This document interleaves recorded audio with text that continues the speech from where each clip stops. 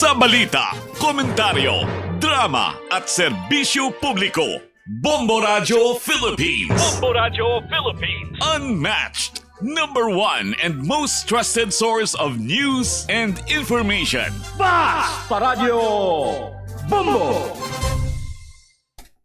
Oras sa Bombo Radio Iloilo, Philippine Standard Time, 33 minutos na nakaligad sa takna sining alas 11. Welcome sa pagpangalagad sa Bombo Hanay sa Udto, diri sa New FM, Bombo Radio Iloilo, ang flagship station sa the number one and most trusted source of news and information, ang Bombo Radio Philippines. Adlaw kita karon sa Sabado, Marso 21, tuig 2026. Eid Mubarak sa aton sini nga mga kauturan nga mga Muslim. Ini mo lang mo ang kurman na bombot siya mablanco hover sa mga nagapanguna karon nga mga balita. Bureau of Fire Protection Iloilo wala nang ginadula ang iban pa nga posibilidad nga ginalinan sang sunog nga nagluntad sa barangay Gustilo sa distrito Yasang La Paz. 30 ka pamilya ang apektado. Kumusta na ihanang ila sini nga sitwasyon? Presyo sang bugas sa merkado ginalawman nga magtaas kasunod sang nagapadayon siniya nga pag sumpit man sang presyo sang produktong petrolyo. Kag sa aton sini nga ipabombo pila ka mga pumuluyo sa Lauria Subdivision sa Buang Haro ginpabombo ang kanal nga nagadanaw sa ilang sini nga dalan sa diin bala sa diin nga balay ini nagahalin kag ano na ang plastada sini. Muni madalag kuwarma balita issues kay impormasyon main sentro karon sa aton sini nga pagpangalagad sa gihapon diri sa palatuntunan na Bombo Hanay sa Udto.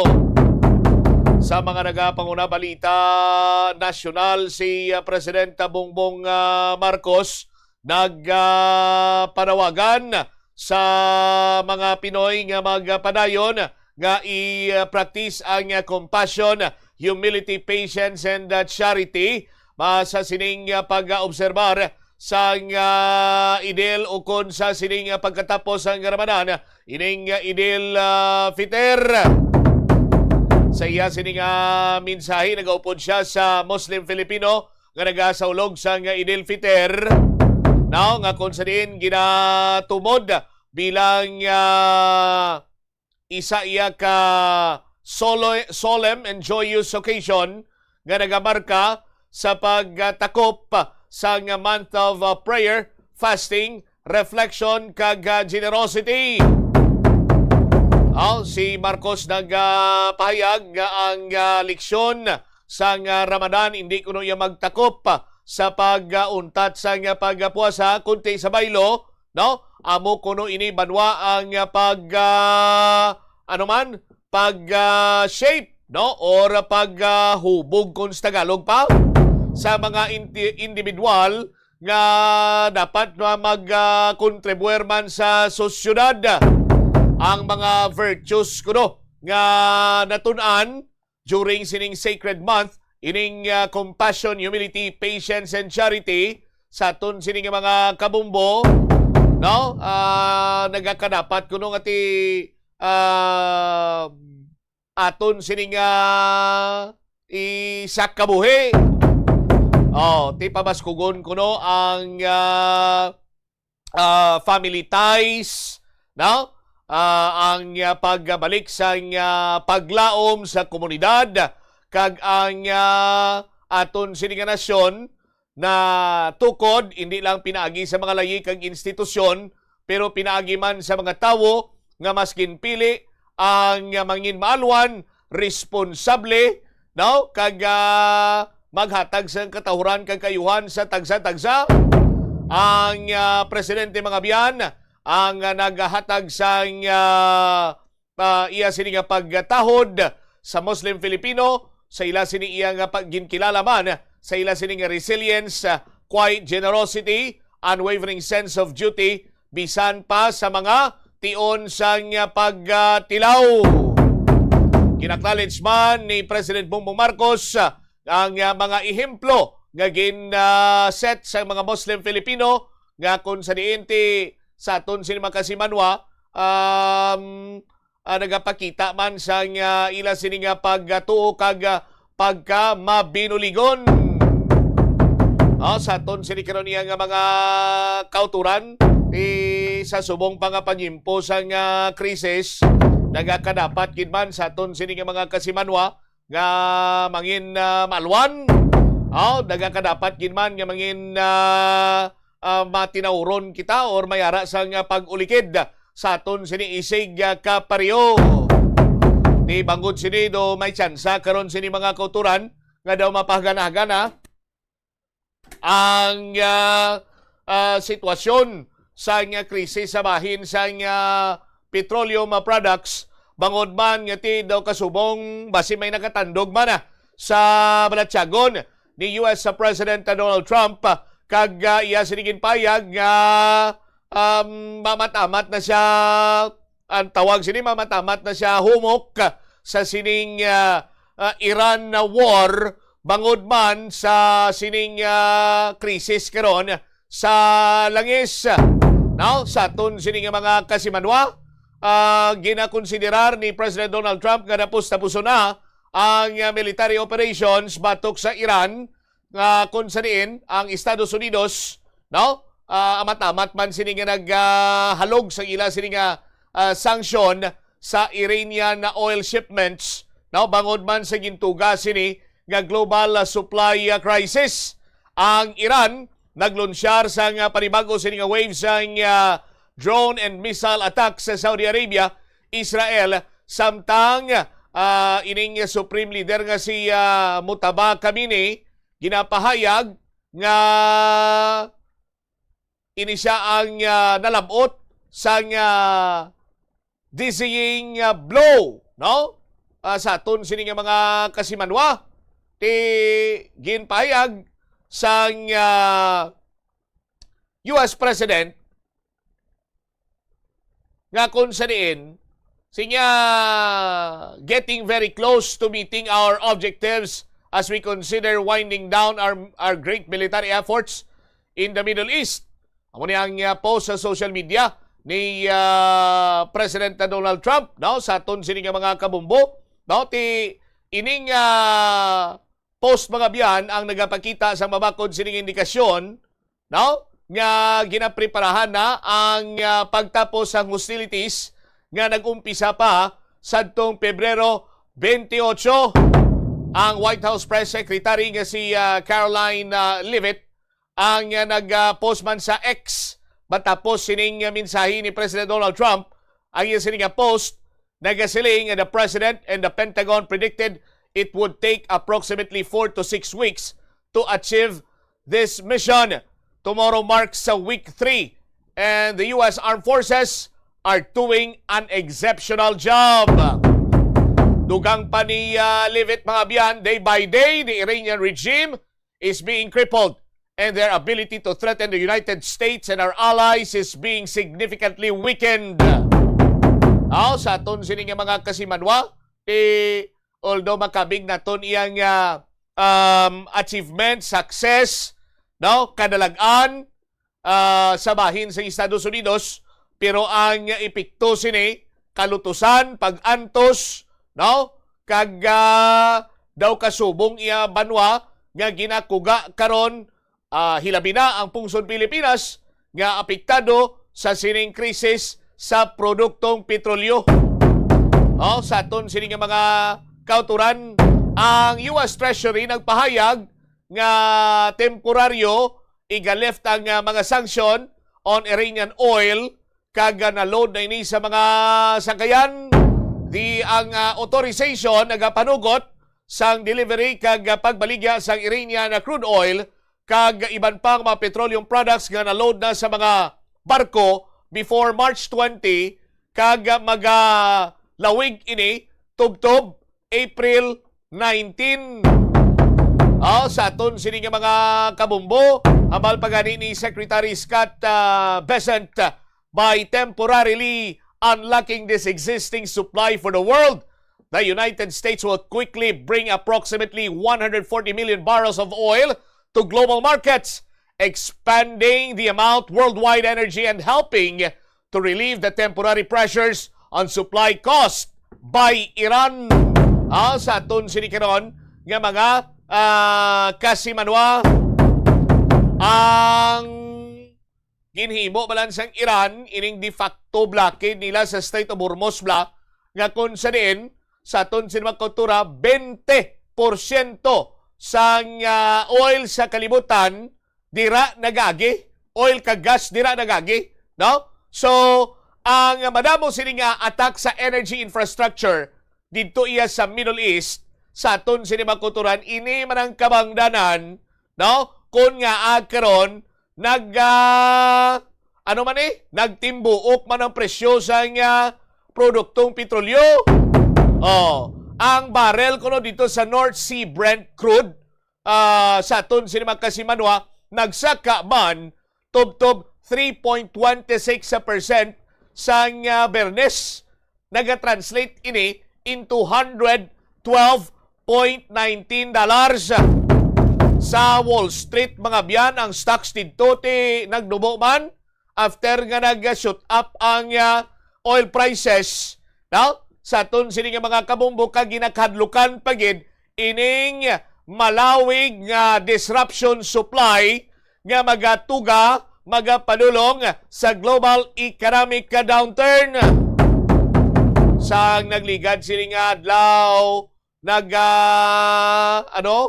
ang Iran ginakusaran sini ang Israel, no, nga nag-atake sa holy sites dito iya sa may Jerusalem. Hambal sa Israel niya kamo gini nag-atake sa mon, no, sa aton sini mga kabumbo nagbilin ini isang tuman kadako nga buho sa Al-Aqsa Mosque sa Western Wall, no? Ining church sa Holy Sepulchre, no? Sa aton sini nga mga kasimanwa. Ang Saudi Arabia na intercept nila kag naguba ining masobra 20 ka mga Iranian na drones sa east sang kingdom sining timprano pa sining kagahon, no? While ang Israel naman nagpahayag nga ang panibagong waves ng missile ang naghalin sa Iran. Ang Iranian attacks nagapadayon samtang nagapadayon, no, sa energy infrastructure dito sa Gulf.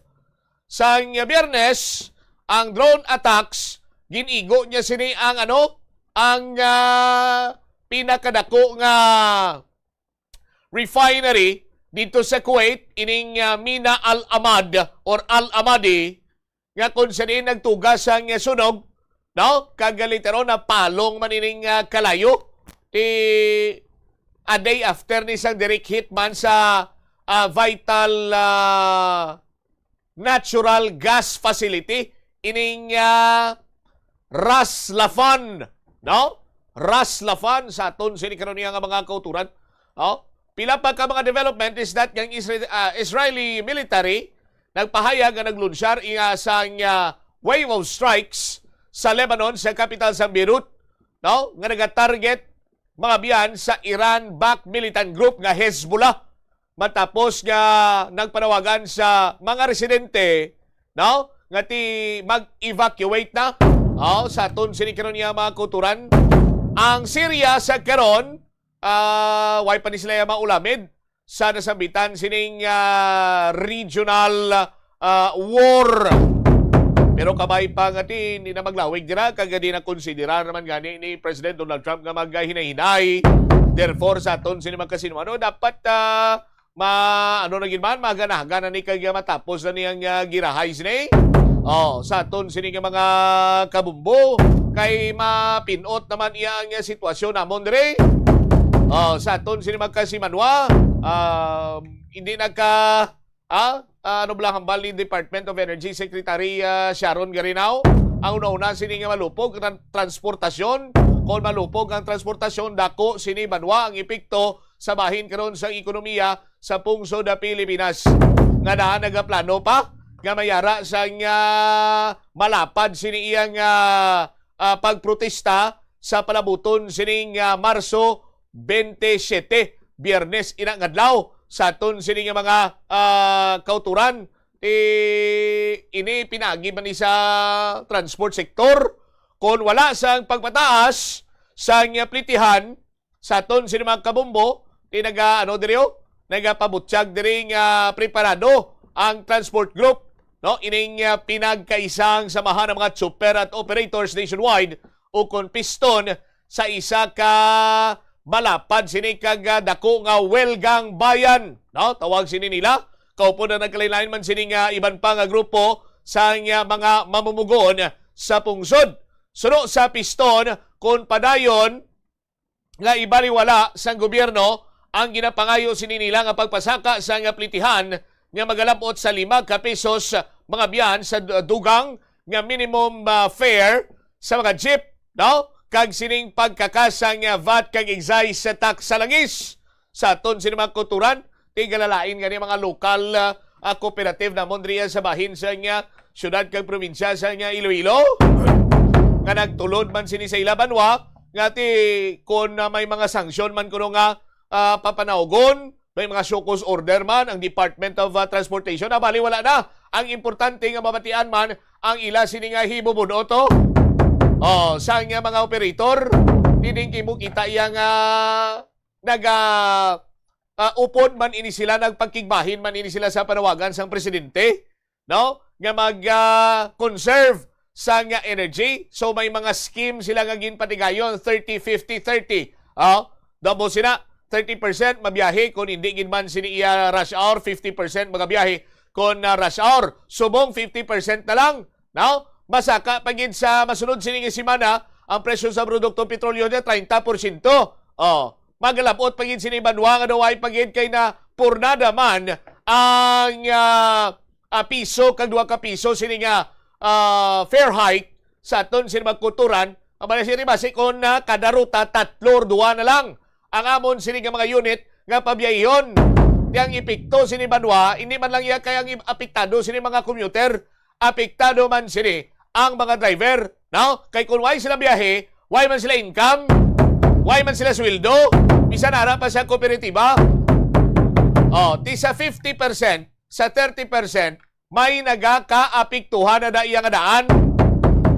Ti kung mag-abo sini, abagan ni Mr. Boyd Parcon siya ti ko presyonon kami bangko, no? Nga inikmik bayad, ti pa-embargo na mo ng mga unit sa aton sino magkasimanwa, ang iban ko ng mga driver, nagbato na lang sa iban sini nga trabaho, katulad sa pagpamanday, katulad sa diklag sa mga septic tank, kagano pa sinadra nga mga videos posibles sang sa magtanga sila sa hangin.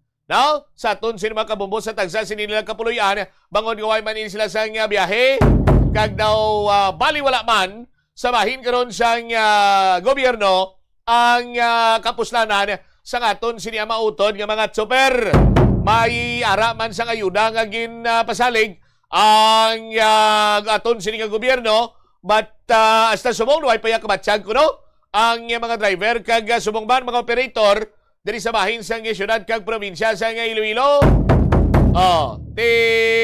Ang city government ginapatapos-tapos na lang sa aton sino magkasimanwa, ginapatapos-tapos na lang manwa ang mga requirements nga igasumiter sa mga driver kag operator agod ini silang matagan sa fuel subsidy coupon. Bisan na 1.5 lang ni sa aton sino mga kauturan. Dako naman kuno nga bagay ini hambal sang mga sa mga super, sa kooperatiba. Ito mayo-mayo na lang ng 1.5 sa wala di bala engineer sa aton sini nga mga kauturan. Kon magapadayon ini kag hindi gilayon matagan man sa nagakigo nga pagtamod ang mga operator at ekspektaron aton sa aton sini mga kauturan nga maamat-amat lupog ang transportasyon diri sa aton sini nga pungsod. Pero very hopeful kita sa aton sini makasimanwa bangod sa sining pagkonsiderar karon ni President Donald Trump nga tapos na ang inaway dito iya sa may Iran. sa aton sini nga mga kabumbo kay ti bekot mayadon, no? Mr. President, President Donald Trump, bekot mayadon ya epekto sang giyera dito sa Iran, dito sa Philippines. No? I hope you understand that. And we are, what do you call this, engineer? We are now in a kamang-kamang situation. Amo niyang dabis-dabis sa Pinoy kay bisa naga-uro agunto. You know, Mr. President, right now we are in agunto mode. Bisa nag-uro agunto na wala ko nagayuhom pahaw. Por Diyos por Santo. Sa aton sino kasi makabarubakasyon tanis President Donald Trump di kay makaupod sa kompro pangapi mao damo gini ko explicar siya mo. Galing iti kinanglan ko giduro sang translator. Bumbo Chris, available ka as my translator. Oras sa Bumbo Radio Iloilo, Philippine Standard Time, 53 minutos na nakaligad sa takna sining lasa 11. Diriman sa pagpangalagad sang bombohanay sa udto sa DYFM Bombo Radio Iloilo. Sa aton sining mga kasimanwa, magluwas sang nagaklinabo karon niya sa pangkabilugan, no?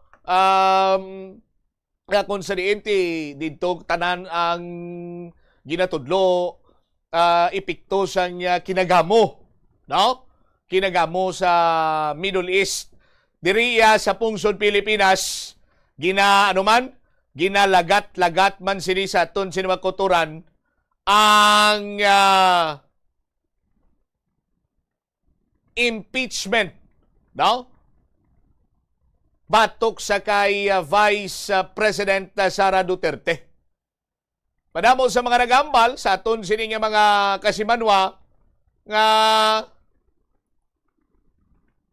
sa sining pagpatigayon sa pagpanghusisa karon, no?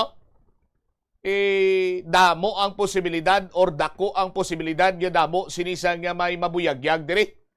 Hilabi pa nga ti nagapabutsyag ang kampo sang Vice Presidente nga ang tanan sini nga mga palamangkutanon, no?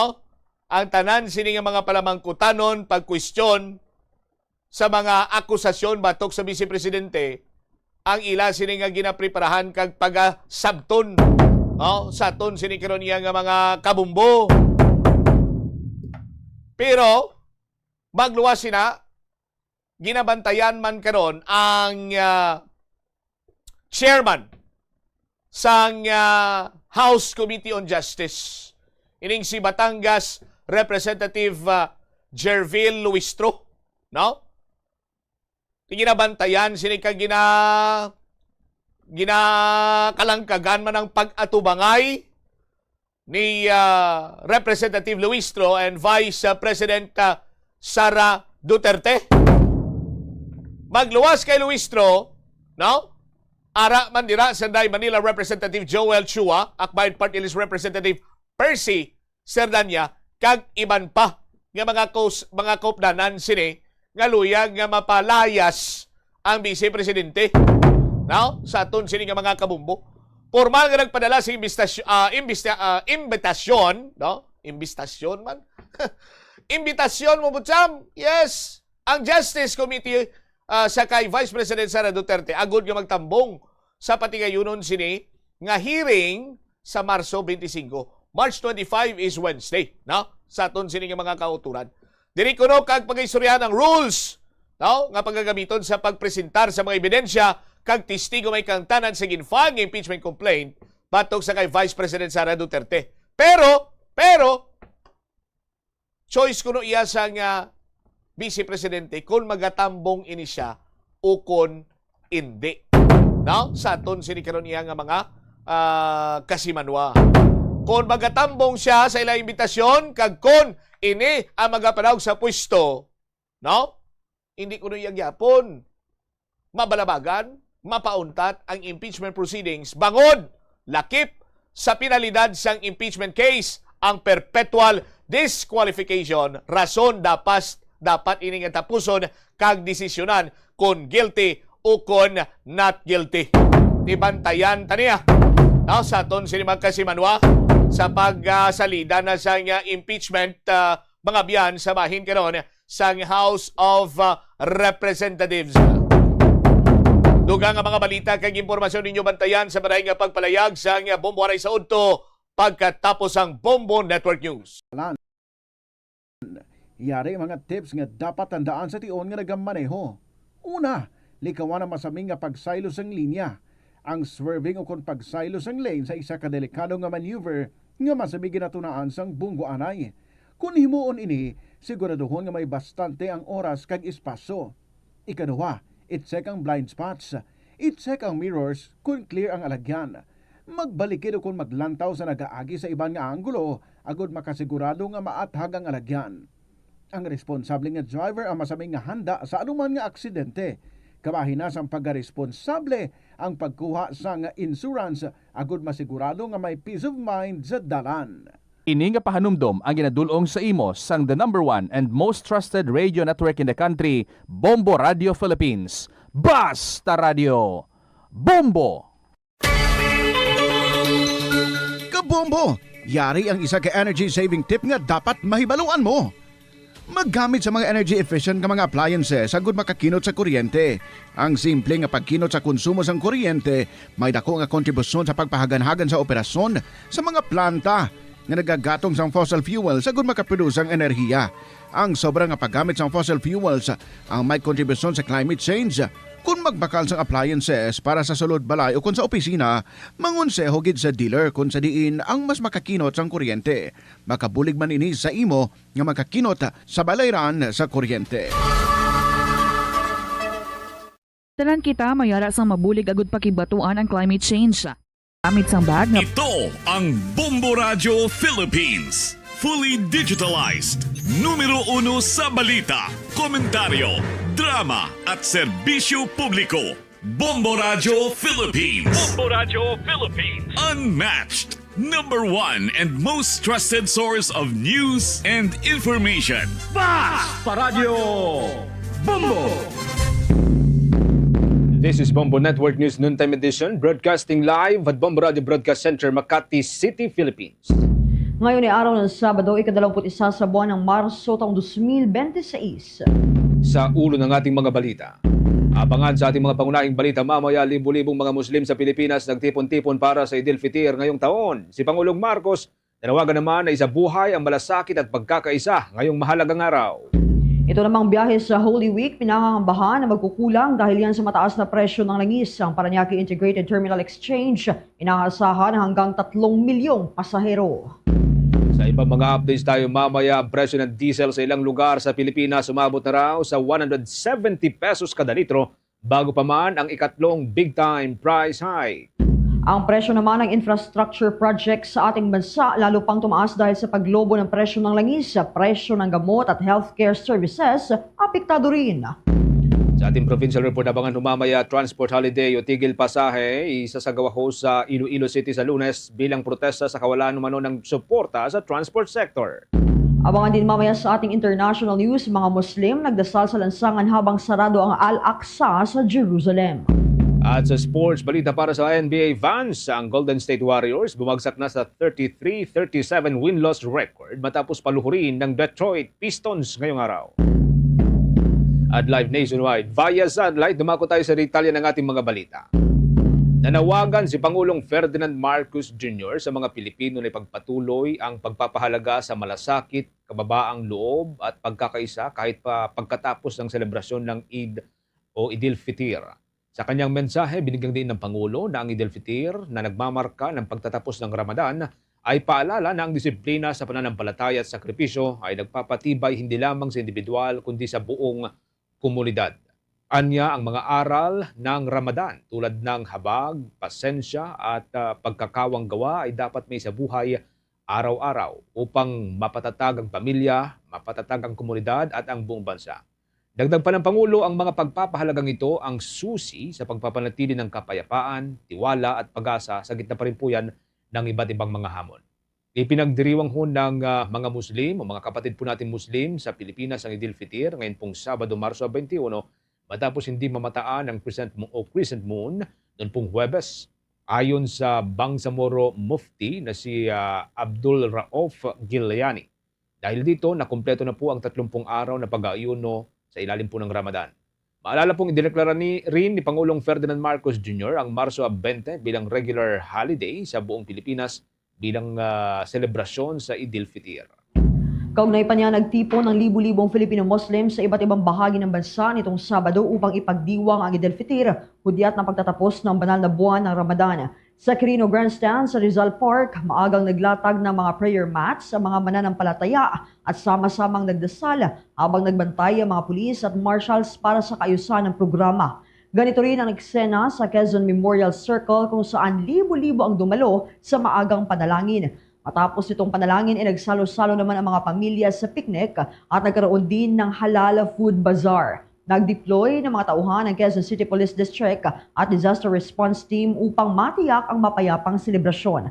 Sa kanilang panalangin, nagpasalamat ang mga Muslim kay Allah sa pagtatapos ng Ramadan na nagsimula noong Pebrero 19. Ayon naman kay Sabudin Abdurrahim ng National Commission on Muslim Filipinos, itong Ramadan ay nagpapatibay ng pananampalataya sa pamamagitan ng sakripisyo, panalangin at pagkakawanggawa na walang o lalong nagpapalalim ng ugnayan ng pamilya at ng komunidad. Samantalang muling hinikayat naman ni Pangulong Ferdinand Marcos Jr. ang mga Pilipino na isabuhay ang malasakit, kababaang loob at pagkakaisa kahit matapos itong Ramadan bilang bahagi ng adhikaing bagong Pilipinas. Matatandaang idineklara ang Marso 20 nitong kasalukuyang taon bilang regular holiday sa buong bansa bilang pagunita sa Eid al-Fitr. Sa ibang mga balita ho tayo, mga kabomboy, kinababahala po ngayon ng Parañaque Integrated Terminal Exchange ang posibilidad na magkaroon nga ng kakulangan sa biyahe ng mga bus sa kabuuan po ng Holy Week o ito hong Semana Santa. Ito'y dahil na rin sa nagpapatuloy na pagtaas ng presyo ng mga produktong petrolyo. Sa kasalukuyan, ayon kay Parañaque Integrated Terminal Exchange spokesperson Jason Salvador, nagbawas na ng biyahe ang ilang bus companies kasunod ng 2 linggong magkasunod na big-time price hike sa mga produktong petrolyo. Inihalimbawan niya ang ilang biyahe mula sa may Parañaque City patungo sa probinsya ng Batangas na dating mahigit sa 20, ngunit sa ngayon ay mas mababa na sa 20 mga biyahe lamang. Ang iba na patungo naman sa probinsya po o sa mga probinsya dyan sa may Central Luzon o Region 3 tulad po ng Nueva Ecija ay nabawasan na rin ng 2 hanggang 3 mga biyahe. Ayon kay Salvador, nahihirapan na ang maraming bus companies na balikatin ang mataas na presyo ng langis at ang iba ay nagdesisyon na itigil na ang ilang units para sa pamamasada. Nakababahala rin anya ang posibilidad na may huminto na sa operasyon dahil pa rin yan sa kinakaharap na oil crisis, lalo na at mayroon pang nakaambang double-digit price hike sa susunod na linggo. Ikinababahala rin ng Parañaque Integrated Terminal Exchange ang posibleng pagkakaroon ng overloading sa mga bumibiyaheng pampasaherong bus ngayon pong Semana Santa dahil na rin po yan ng kakulangan ng units at paglubo ng mga pasahero na kadalasan pong nangyayari kapag kamahal na araw. Ayon kay Salvador, posibleng may ilang bus units na mananamantala sa malaking bulto ng mga pasahero, bagay na delikado anya sa seguridad ng mga biyahero at maging sa mismong bus units. Samantala, ibinunyag naman ng Transport Group na National Federation of Transport Cooperative na may ilang lugar na nakapagrehistro ng labis na pagtaas ng presyo ng diesel, ang pangunahing petroleum product na kinukonsumo ng mas nakararaming pampublikong sasakyan. Ayon dito kay Chairman Misael Melinas, may ilang rehiyon na nagbibenta na ng diesel sa halaga ng 170 per liters.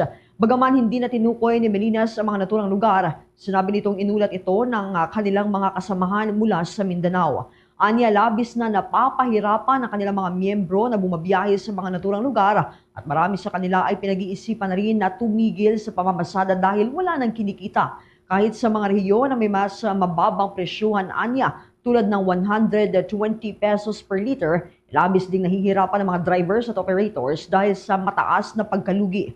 Ayon nga kay Melinas, makakatulong sana sa mga tsoper kung itinuloy ni Pangulong Ferdinand Marcos Jr. ang dating pinaplano na pagtaas sa pamasahe dahil maaari itong magsilbing pantawid sa pagkalugi ng mga driver. Aminado rin ang grupo na hindi sapat ang cash assistance na ibinibigay ng pamahalaan, lalo na sa mga rehiyon na hindi gaanong nababantayan ang pagtaas ng presyo ng mga produktong langis. Samantala sa gitna ho ng nagpapatuloy na tensyon at airstrike doon sa may Middle East, sa gitnang silangan, 81 lamang mula ho sa mahigit 26,000 o 26,000 mga Pilipino doon sa may bansang Israel ang nagpahayag ng kanilang kagustuhan na bumalik o umuwi sa Pilipinas. Ayon yan kay Philippine Ambassador to Israel, Ambassador Eileen Mendiola. Katumbas po ito ng halos 3 o 0.3% ng kabuang bilang ng undocumented at documented Filipinos sa naturang bansa. Ayon kay Ambassador Mendiola, marami ang nagatubiling walis dahil may maayos silang trabaho at may access sa mga shelter laban ho sa posibleng mga serye ng pag-atake. May ilan nang umuwi sa pamagitan po ng Egypt at Jordan habang patuloy naman nagbibigay ng updates at tulong ang Embahada ng Pilipinas sa mga nananatili sa naturang bansa. Nagbabala rin ang embahador laban ho sa kumakalat na fake news kabilang ho ang AI-generated image na nagpapakita umano ng matinding pinsala doon sa Israel.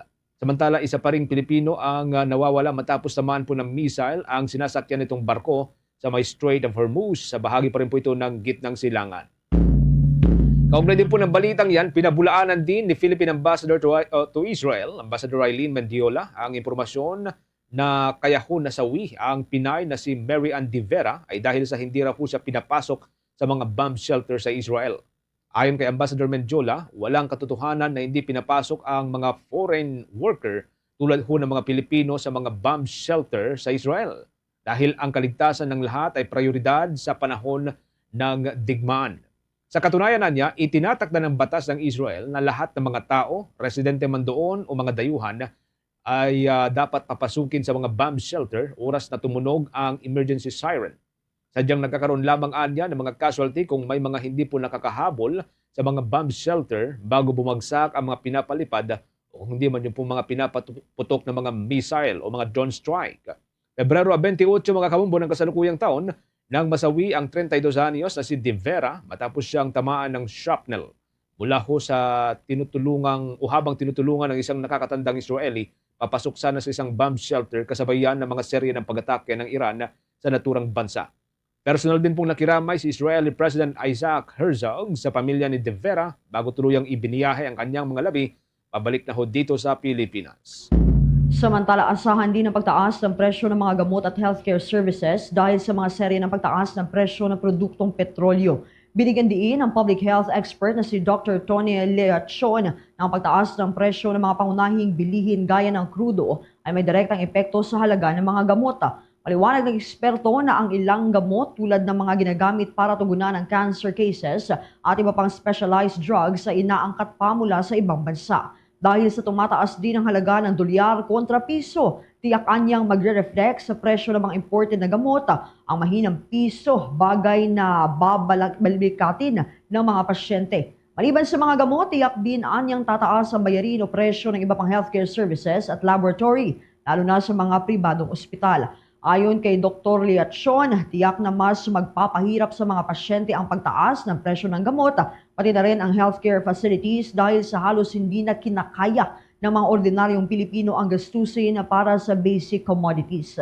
Posibleng lalo pa itong magdulot niya ng pag-alis ng mga healthcare professionals dito sa Pilipinas, lalo at mataas ang demand sa ibang bansa tulad ng mga mayayamang bansa sa Asia, Europe at Amerika. Meron na ho tayong 12 minuto makalipas ang alas 12 ng katanghalian. Binabantayan ho ngayon ng Department of Social Welfare and Development ang mga illegal na pangungulekta ho ng processing fee sa mga ipinapamahaging cash assistance sa ilalim po ng Fuel Subsidy Program ng naturang ahensya. Paalala po ni Social Welfare and Development Secretary Rex Gatchalian, hindi humihingi ang ahensya ng processing fee at sa halip ay libre ang ibibigay na tulong pinansyal.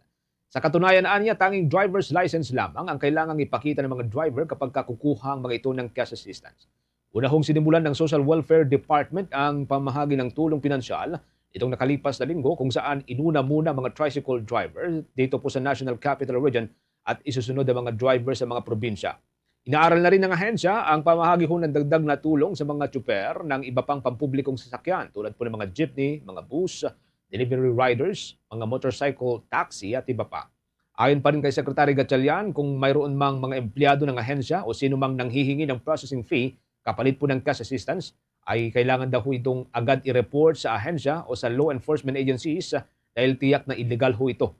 Pinababantayan rin ng kalihim ang naturang issue sa mga lokal na opisina ng Social Welfare and Development Department. Update po tayo mga kabombo mula ho sa Kamara de Representantes. Makakausap po natin ang isa po sa mga kinatawan, party list representative, ang kinatawan po ng Kamanggagawa Party List, si Representative Elisan Fernando. Kaugnay pa rin po ito sa mga present issues ngayon tulad po nitong oil crisis. Magandang araw po at welcome sa Bombo Radio Philippines sa Bombo Network News. Representative San Fernando, si Bombo Genesis at Bombo Jaira po ito. Welcome sa Bombo Network News. Sir. Magandang tanghali po, Bombo Genesis at Bombo Jai at sa lahat po ng tagapakinig at nanonood sa inyong programa. Okay. First off, sa mga nais po namin may tanong ko sa inyo, any observation sa atin pong kasalukuyang sitwasyon, lalo ho itong oil crisis na nararanasan po ng buong bansa ngayon? Sir. Alam niyo ho, talagang nasa crisis mode na at emergency mode na dapat ang ating pamahalaan. Kaya nakakabahala itong pronouncement ni Pangulong Bongbong Marcos na seemingly tinitignan niya na normal pa rin itong mga nangyayari. Wala hong normal sa nangyayari ngayon. Dahil ine-expect natin sa mga susunod na araw at susunod na linggo, sisipa hanggang 120, 120 pesos per litro yung diesel at ine-expect pa natin na hindi hihinto yan. So sure tayo na kasabay ng pagtaas ng presyo ng mga produktong petrolyo, tataas din yung presyo ng mga pangunahing bilihin at serbisyo. So pagkain at yung utilities. So yan yung mga, kumbaga, magkakakabit na mga issue na dapat paghandaan ng ating pamahalaan. Kaya dapat ang pronouncement ng Pangulo at ng gobyerno natin ay dapat nasa crisis mode para yung mga intervention aakma din accordingly sa sitwasyon. Ngayon na nakakalungkot ho, Bombo Jai and Bombo Genesis, wala hong magandang solusyon na nailalatag ang ating gobyerno maliban sa pagbibigay ng ayuda. Hindi tayo against sa pagbibigay ng ayuda. Immediate relief yan para sa ating mga kababayan. Pero wala tayong nakikita na komprehensibong plano para i-address o pigilan man lang itong patuloy na pagtaas ng presyo ng mga produktong petrolyo. And secondly, wala pang kahit ano na intervention o plano ang gobyerno patungkol sa sahod ng mga manggagawa.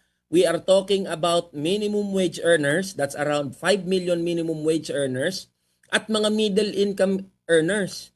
Wala pa tayong nakikita na kahit anong intervention. That is why tayo ay nalulungkot at nagagalit dahil meron sanang pagkakataon na mapag-usapan yan sa Kongreso bago nag-break nung March 18. Pero hindi yan nai-agenda. Walang kahit anong usapin o panukala patungkol sa sahod ng mga manggagawa ang nai-agenda ng Kongreso at ng pamahalaan. Okay. Mamaya may mga follow-up po tayo about dyan sa may wage, Representative San Fernando, sir. Pero balikan ko po yung nababanggit ninyo kanina. Yung term na ginamit po ninyo, walang comprehensive plan ang administrasyong Marcos. Tulad po ng anong mga plano yung gusto po ninyo makita na ilatag po ng administrasyon, sir? Sa halimbawa, si PBBM na mismo ang nag-certify as urgent na suspindihin o bigyan ng kapangyarihan ang ehekutibo para masuspinde yung excise tax. Pero nakakabahala, mismong Pangulo rin ang nagsabi, pag-aaralan pa raw niya kung naaangkop na isuspinde yung excise tax. Hindi ba parang nagbibigay yun ng kalituhan sa ating mamamayan sa halip na mapanatag yung mga lalong-lalo na yung mga manggagawang driver at super natin na kahit papaano mababawasan yung presyo ng mga produktong petrolyo. Kasi we are talking just about 6 pesos to 10 pesos. Malaking kaginhawaan yun kahit maliit lang. Pero sa halip na sabihin ng Pangulo na isususpende itong excise tax, siya pa mismo nagsabi pag-aaralan. Ano pa ba dapat na pag-aralan? We are already in a crisis scenario, in an emergency situation. Secondly, wala naman nababanggit tungkol doon sa oil deregulation law. Alam niyo, ang rason kung bakit tayo napunta sa ganitong kalagayan kasi ginawang inutil ng gobyerno yung kanyang sarili sa pagpapasa ng oil deregulation law. Sa pamamagitan ng batas na yan, kahit sumipa pa ng hanggang 200 piso kada litro ang presyo ng produktong petrolyo, walang control dyan ang gobyerno dahil fully deregulated nga Meron na ba tayong narinig mula sa palasyo mismo, sa Pangulo, na gagawin niyang prioridad, yung pagre-review man lang sa oil deregulation law para merong say o merong control ang pamahalaan pagdating dyan sa industriya ng langis? Wala tayong naririnig na ganyan. So ang lagi nating naririnig is ayuda, ayuda, ayuda. hindi naman po pwedeng puro ayuda ang ating intervention. And take note, yung naro-roll out pa lang na ayuda, nandito pa lang yan sa Metro Manila. Hindi pa kasama yung mga nasa probinsya. Hindi pa kasama dito yung fuel subsidy program. So what is the comprehensive plan of this administration? So it reflects, kaya ang statement niya na normal lang, maybe that reflects the policy direction of the administration because they view this as normal thing, wala silang mailalatag na komprehensibo. Yan na nga yung sinasabi natin Suspendihin yung excise tax, yung value-added tax sa mga produktong petrolyo and prime and basic commodities, baka po pwede na nating reviewin. Yung oil deregulation law, baka po pwedeng pag-usapan na rin yan sa Kongreso. Wala tayong naririnig na any pronouncement. These are the long-term, medium-term to long-term solutions to the problem pertaining to the fuel crisis. In short, parang walang konkretong plano, especially yung long-term na nababanggit po ninyo. Sa strategic planning pa naman, Representative San Fernando, sa strategic planning kapag wala kang plan B, sabi nga nila, wala kang plano at all. Ngayon, doon sa pag-iikot po ninyo at pag-ipag-usap po sa transport sector, ano pong feedback sa inyo? I understand na may mga kausap po kayong mga grupo, sir. Alam niyo, umaaray na talaga May strike o wala, yung mga manggagawang driver, yung mga nasa transport sector, napupuwersa sila, pinupush na sila ng sitwasyon para hindi bumiyahe. Bakit ka nga kasi naman babiyahe? Ang diesel nasa 105, 110 pesos. Magkano lang kikitain mo? Yung mga jeepney driver, maswerte na kung may uwi yan na 200 piso sa isang buong araw na pagbabiyahe nila. So umaaray na talaga yung mga jeepney driver at yung mga iba pang driver sa sektor ng transportasyon. May tricycle driver, merong TNVS, merong mga motorcycle taxi na hanggang ngayon hindi pa rin sila nabibigyan kahit lang ng immediate relief. So there lies the problem. Tapos ang pronouncement pa ng Pangulo ay sinuspend itong fare hike. Naintindihan naman natin na may pangangailangan na wag ipasa doon sa mamamayang commuter yung bigat ng sitwasyon natin. Pero ano ang intervention din ng gobyerno sa mga transport sector workers natin? Walang malinaw. Kaya yung mga manggagawa natin sa sektor ng transportasyon, they are also asking, paano kami mabubuhay? Alam niyo yung 5,000 piso na binigay ng DSWD, hindi nga tatagal ng 1 linggo yan Kung alam lang ng gobyernong to yung effect ng oil crisis ngayon sa pang-araw-araw na buhay ng mga driver, malalaman nila yung 5,000 piso, swerte ka na kung tumagal yan ng 3 araw. Hindi nila alam yan kasi hindi naman sila nakikipag-usap directly doon sa mga tsuper, doon sa mga driver ng jeep. Yan 5,000 piso, mga pandalawang ikot lang yan hanggang 3 ikot ng mga jeepney driver. So after giving 5,000 pesos, what comes next? Then we are going to hear. Sige, dagdagan natin yung ibibigay natin na tulong sa mga driver natin. Kailan pa yan maro-roll out? Kailan pa yan maibibigay? Hindi nga ganun kabilis yung pagro-roll out We are expecting a week or 2 weeks from now, doon pa lang uumpisahan yung pag-roll out ng subsidy sa ibang mga transport groups o sa mga ibang workers natin sa transport sector. Yung mga motorcycle taxi, mga ride-hailing apps. So, na-question sa lahat, Bombo Genesis, Bombo Jai, question sa lahat yan. Ano ang aasahan namin mula sa gobyerno? At sumisigaw na ang mga mamamayan, ang mga manggagawa't ordinaryong Pilipino. Sinasabi na nila, this is the time that we must suspend excise tax and value-added tax for petroleum products. Yan ang sinisigaw. Alam pa mismo ng ordinaryong Pilipino kung anong magbibigay ng solusyon sa problema. Yung Pangulo natin, ang problema, ang laging pronouncement, pag-aaralan. Mr. President, we are in an extraordinary event. This requires extraordinary measures. Ang lagi nyo sinasabi, baka mawalan ng kikitain ng gobyerno natin. Ano naman kung hindi kumita ang gobyerno natin? Ano naman kung mabawasan ng kita yung gobyerno natin? There are many ways for the government to raise up resources, especially at this point in time.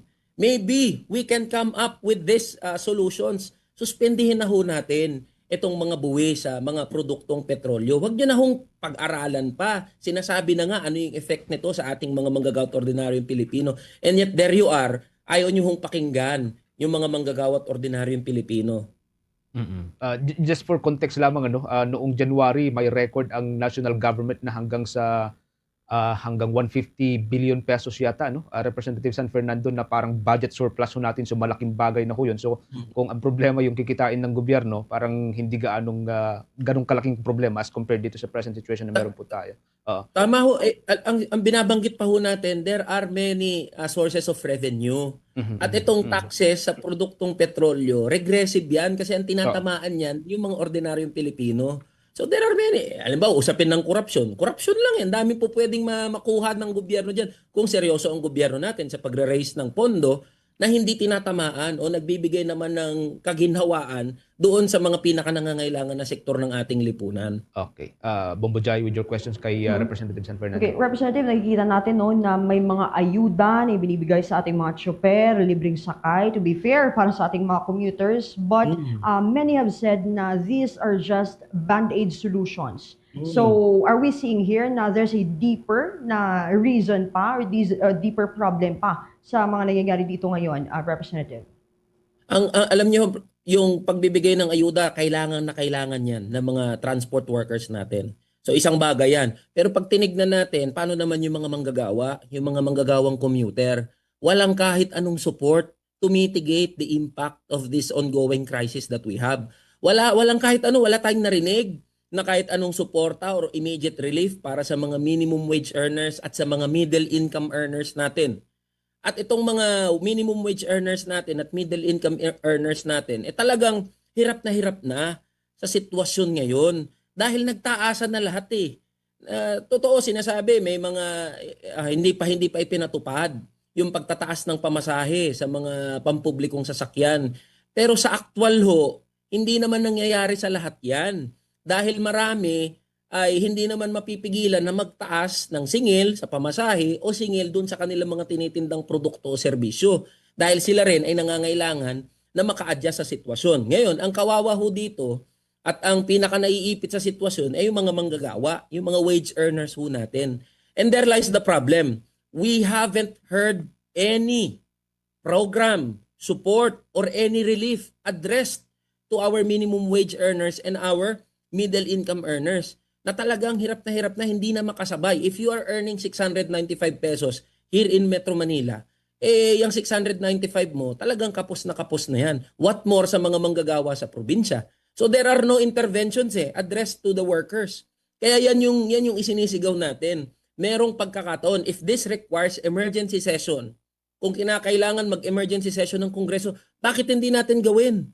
Bakit hindi natin putulin yung break ng Kongreso para makapag-come up tayo sa isang solusyon o sa mga measures para tugunan yung problema naman ng ating mga wage earners? So wala yan din ang pinagtataka. Hindi ba emergency rin ito na maituturing para sa ating mga manggagawa?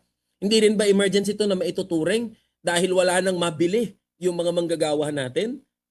Dahil sa taas ng presyo ng mga pangunahing bilhin at serbisyo. And in the next few weeks, take note of this, yung effect sa pagtaas ng presyo ng produktong petrolyo, magsispill over na yan doon sa presyo naman ng pangunahing bilihin at serbisyo mula sa pagkain hanggang sa utilities gaya ng kuryente.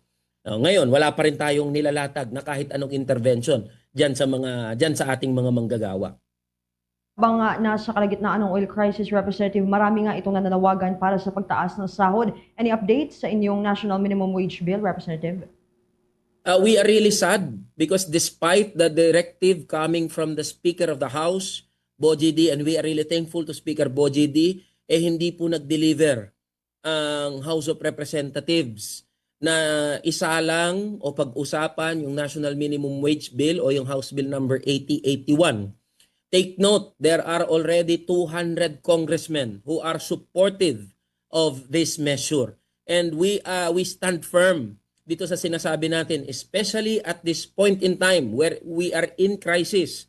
Kailangan na itaas yung sahod ng mga manggagawa, lalong-lalo na doon sa probinsya. Dahil yung epekto ng oil crisis sa probinsya mas doble kumpara sa mga manggagawa dito sa Metro Manila. Dahil doon sa probinsya, napakababa na ng sahod, pero yung presyo ng mga bilihin, almost the same level dito sa Metro Manila. So this is the right time for us to talk about these measures. And also, the legislated wage increase na matagal nang ipinaglalaban, yung 200 pesos legislated wage increase, ni hindi man lang napag-usapan din o hindi man lang gumugulong. Kailangan na yan ng mga manggagawa. So we stand firm with our belief doon sa sinasabi natin. Ngayong humaharap sa krisis ang ating bayan, kailangan na itaas ang sahod ng mga manggagawa.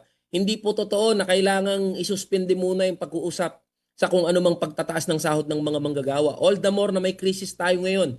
Dapat itaas yung antas o yung kakayahan ng mga manggagawa na makabili ng mga pangunahing bilihin at serbisyo through their wages. The problem is our wages right now talagang below survival wages. Poverty wages, starvation wages na. And ito po ang binabanggit ko.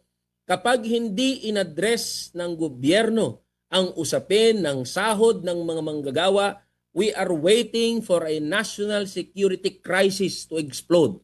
Because kapag ang mga manggagawa patuloy na nagutom, hindi nakapag-provide sa kanilang pamilya, ang susunod na niyan ay kaguluhan. At meron po tayong pwedeng solusyon dyan. Itaas yung sahod ng mga manggagawa. And we are appealing to the President and to the Congress na nawa naman mapag-usapan itong mga wage measures. Huwag niyong deadmahin.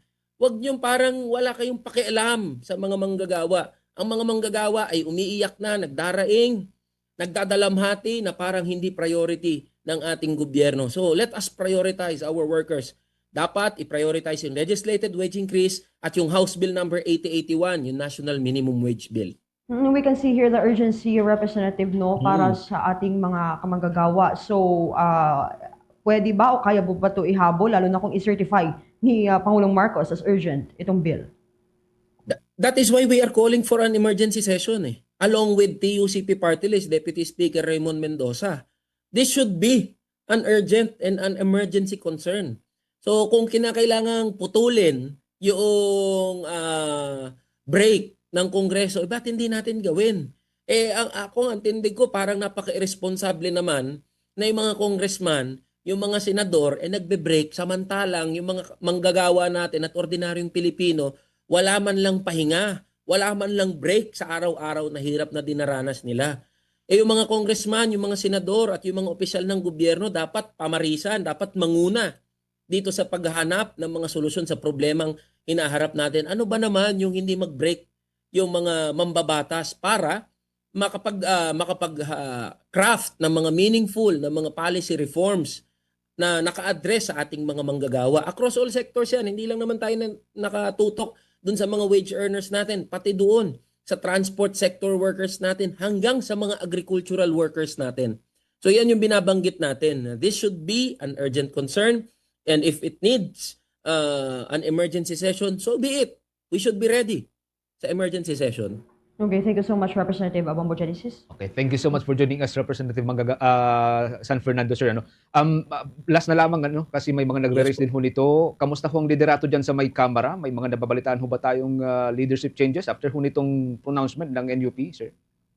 Well, there are pronouncements coming from the National Unity Party, but it is better for the National Unity Party to clarify their statements. But as for us in the minority, we remain na nakatutok doon sa trabaho ng mga namin bilang mga mambabatas.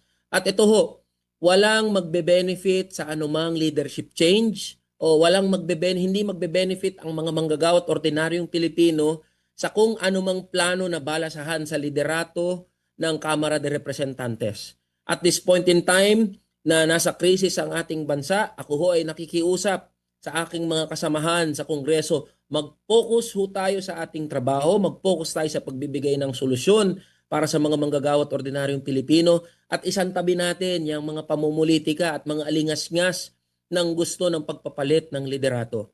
So yun po ang aking panawagan. I don't know kung merong mga galaw yung ibang mga partido, but insofar as we from the minority are concerned, kami po ay nakatutok sa aming trabaho. Okay. Thank you so much for joining us, Representative Maraming Eli salamat Fernando, po. sir. Thank you po. Thank you so much, sir. Ang kinatawan po ng Kamanggagawa Party List si Representative Eli San Fernando, mga kabombo. Bumudjay sa iba pang mga balita. Yes, itong pagtaas ng presyo ng langis, pinabago ang costing ng infrastructure projects ayon yan sa Department of Public Works and Highways. Yan at ilan pa mga balita na tinutukan ni Bombo Isa Cotoner. Pansamantalang sinuspinde ng Department of Public Works and Highways ang ipinatupad itong mas mababang construction materials price data dahil sa patuloy na pagtaas ng presyo ng langis at mga pangunahing bilihin dulot ng kaguluhan sa Middle East. Ayon kay Department of Public Works and Highways Secretary Vince Dizon, naapektuhan na ng pagtaas ng presyo ng petrolyo ang gastos sa delivery ng construction materials at operasyon ng mga kagamitan. Dahil dito, naglabas siya ng interim guidelines para matiyak na ang project cost estimates ay naaayon sa kasulukuyang presyo sa merkado. Sa ilalim ng bagong patakaran, maaari nang gumamit ang mga tanggapan ng kagawaran ng supplier canvas prices bilang batayan sa presyo ng mga materyales. Kinakailangan itong suportahan ng hindi bababa sa 3 beripikadong quotation mula sa mga supplier. Nilinaw ni Dizon na pansamantala lamang ang akbang na ito upang tugunan ang epekto ng pabago-bagong presyo ng langis sa merkado. Samantala, binuksan na sa mga motorista ang Santa Ines at Lubola Bypass Road sa Mabalacat City, Pampanga na inaasahang magpapabilis ng biyahe sa lugar. Ang 1.2 kilometer na kalsada ay magsisilbing alternatibong ruta sa MacArthur Highway na madalas nakararanas ng matinding traffic lalo na para sa mga papasok at palabas ng North Luzon Expressway o NLEX. Pinangunahan ni Dizon ang pagbubukas ng proyekto na halos 6 na taon ding naantala. Ngunit natapos lamang ito sa loob ng 2 buwan matapos itong tutukan ng ahensya. Dahil sa bagong bypass road, inaasahang gagaan ang daloy ng trapiko at bibilis ang transportasyon ng mga pasahero at kalakal sa Mabalacat at mga karatig lugar. Dito ang use nitong carrying to for the last 6 years, pambilad ng palay. Bakit naman ganon, di ba? Ang daming ganito all over the country. Utos ng Pangulo natin. Sabi niya, DPWH pwede ba? Bago ka mag-isip ng mga bagong proyekto, tapusin mo muna yung mga hindi natatapos. Hindi tayo dito para mag-celebrate o maging masaya. In fact, dapat nga mag-sorry tayo sa mga kababayan natin na ganito katagal na hindi natapos to eh. Pero finally, sa tulong ng LGU, sa tulong ng NLEX, ng private sector, wala pang 2 buwan, natapos na nila to. So, kasama ng DPWH. So, minsan lang talaga, konting magasakit lang sa tao eh. Para sa Bombo Network News, ito si Bombo Isa Cotoner and this is Bombo Radio Philippines, the #1 and most trusted source of news and information. Basta Radio Bombo! Oras natin, meron na ho tayong 35 minutes o 25 minutes bago po sumapit mga kabombo ang 1:00 ng hapon. Sa ibang mga updates tayo, muling nagbuga ng abo ang Bulkang Kanlaon ngayon pong Sabado. Matapos na magsimula ang ash emission bandang alas 5:58 kaninang madaling araw o kaninang umaga, lumikha po ito ng kulay abong ulap na umabot sa 500 metro mula ho sa Bungangaho at Plume Drift patungo ho sa timog Kanluran. Ayon sa Philippine Institute of Volcanology and Seismology, nanatili ho sa alert level 2 ang naturang bulkan. Nahulugan po ito na may moderate na taas ng mga aktibidad at posibleng magkaroon ng biglang pagsabog, kaya mahigpit na ipinagbabawal pa rin ang pagpasok sa loob ng 4-kilometer permanent danger zone. Naitala rin kahapon ang 2 ash emission events na tumagal ng halos 2 oras at 5 volcanic earthquakes, habang ang sulfur dioxide emission, o ito po yung ibinubugang asopre, ay nasa pagitan ng 434 hanggang 2,000 mahigit na tonelada bawat araw. Patuloy naman ay ipag-ugnayan ng FEVOC sa mga lokal na pamahalaan upang matiyak ang kaligtasan po ng mga residente, lalo na sa timog kanlurang bahagi ng Negros na maaari pong maapektuhan ng ashfall. Maliban dito, binabantayan din ng ahensya ang mga development sa Mayon Volcano, Mount Bulusan at maging dyan sa Maya Taal, na pawang aktibong bulkan na madalas pong magpakita ng abnormalidad. Sa iba pang balita, mga kabombo, Star Nation, mariing tinuligsa ng Department of National Defense ng China matapos nitong punahin ng mga opisyal ng militar ng Pilipinas kaugnay ng operasyon sa Baho de Masinloc na tinawag nitong isang self-directed farce. Nauna rito, binatikos ni Guo Jiakun ang mga opisyal ng Pilipinas na umano'y nag-uudyok ng tensyon sa pagitan ng Beijing at Pilipinas. Bilang tugon, iginiit ng Department of National Defense na legal at bahagi ng soberanong karapatan ng bansa ang mga operasyon sa naturang karagatan alinsunod yan sa international law. Ayon pa sa ahensya, ang tunay na farce ay ang panawagan ng China para sa kapayapaan habang inaakusahan itong hinaharas ng People's Liberation Army Navy ang mga Pilipinong mangingisda sa sarili nilang pangisdaan. Ibinunyag din na habang nagsasagawa ng air patrol ng Philippine Coast Guard sa lugar, nakakatanggap ito ng radio challenges mula sa mga barko at eroplano ng China. Dagdag pa ng National Defense, hindi umano katakataka na tinututulan ng China ang transparency strategy ng Pilipinas dahil nailalantad ang umano'y illegal at agresibong aktibidad sa West Philippine Sea. Kaunay pa niyan, binatikos ng Philippine Coast Guard ang malawakan at illegal na reclamation activities ng China sa Panganiban Reef, isang maritime feature na nasa loob ng exclusive economic zone ng Pilipinas. Ayon kay Philippine Coast Guard spokesperson for the West Philippine Sea, Rear Admiral J. Tariela, patuloy ang ginagawa ng China sa naturang maritime feature at hayagang pagbaliwala sa karapatan ng Pilipinas sa sarili nitong exclusive zone. Tinukoy nito ang ilang mga aerial surveillance na kuha ng Coast Guard kung saan lumalabas na malaki na ang saklaw ng reclamation ng China sa Panganiban Reef na tinatawag ding Mischief Reef. Tuwing nagsasagawa ang Pilipinas ng mga Maritime Domain Awareness Flight, inahamon umano ito ng China at ipinagpipilitan na mayroon itong indisputable sovereignty sa naturang lugar. Ilang ulit na ding nagpakawalan ng flares ang Chinese forces laban sa mga aircraft ng Pilipinas. Paliwanag ng Coast Guard spokesperson, unang inangkin ng China ang naturang bahura sa dahilang magtatayo lamang ito ng silungan para sa mga mangingisda, ngunit ngayon isa na itong malaking military installation sa pinag-aagawang karagatan. Ayon sa naturang isla, ayon kay Tariela, ito'y may layong humigit kumulang 120 nautical miles. Mula yan sa Palawan, halos 400% na mas malapit yan kumpara sa mainland China na may layong mahigit 600 nautical miles. Sa ibang mga updates tayo, tinatayang aabot hanggang sa 3 milyong pasahero ang dadagsa sa Parañaque Integrated Terminal Exchange sa kasagsagan ng Semana Santa.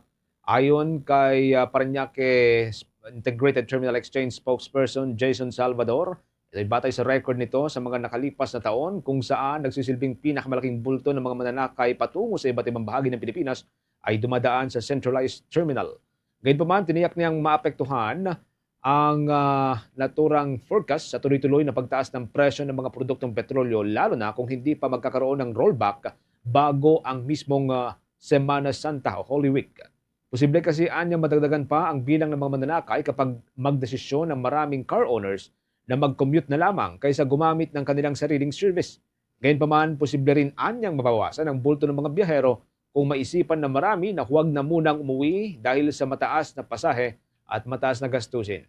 Ngayong weekend, iniulat ng Parañaque Integrated Terminal Exchange na normal pa rin ang bulto ng mga pasaherong nagsisipag-uwian sa mga probinsya. Tiniyak naman ni Salvador na walang pagbabago sa serbisyo ng centralized terminal tulad ng aircon services, charging service at iba pang serbisyo sa kabila po yan ng serye ng double-digit price hike. Sa ibang balita, mga kabombo, Star Nation, iginiit ni Senate Ethics Committee Chair Senator J.V. Ejercito na walang pagtatangkang protektahan si Senator Ronald Bato de la Rosa kaugnay ng reklamong inihain laban sa kanya dahil sa matagal nitong pagliban sa Senado.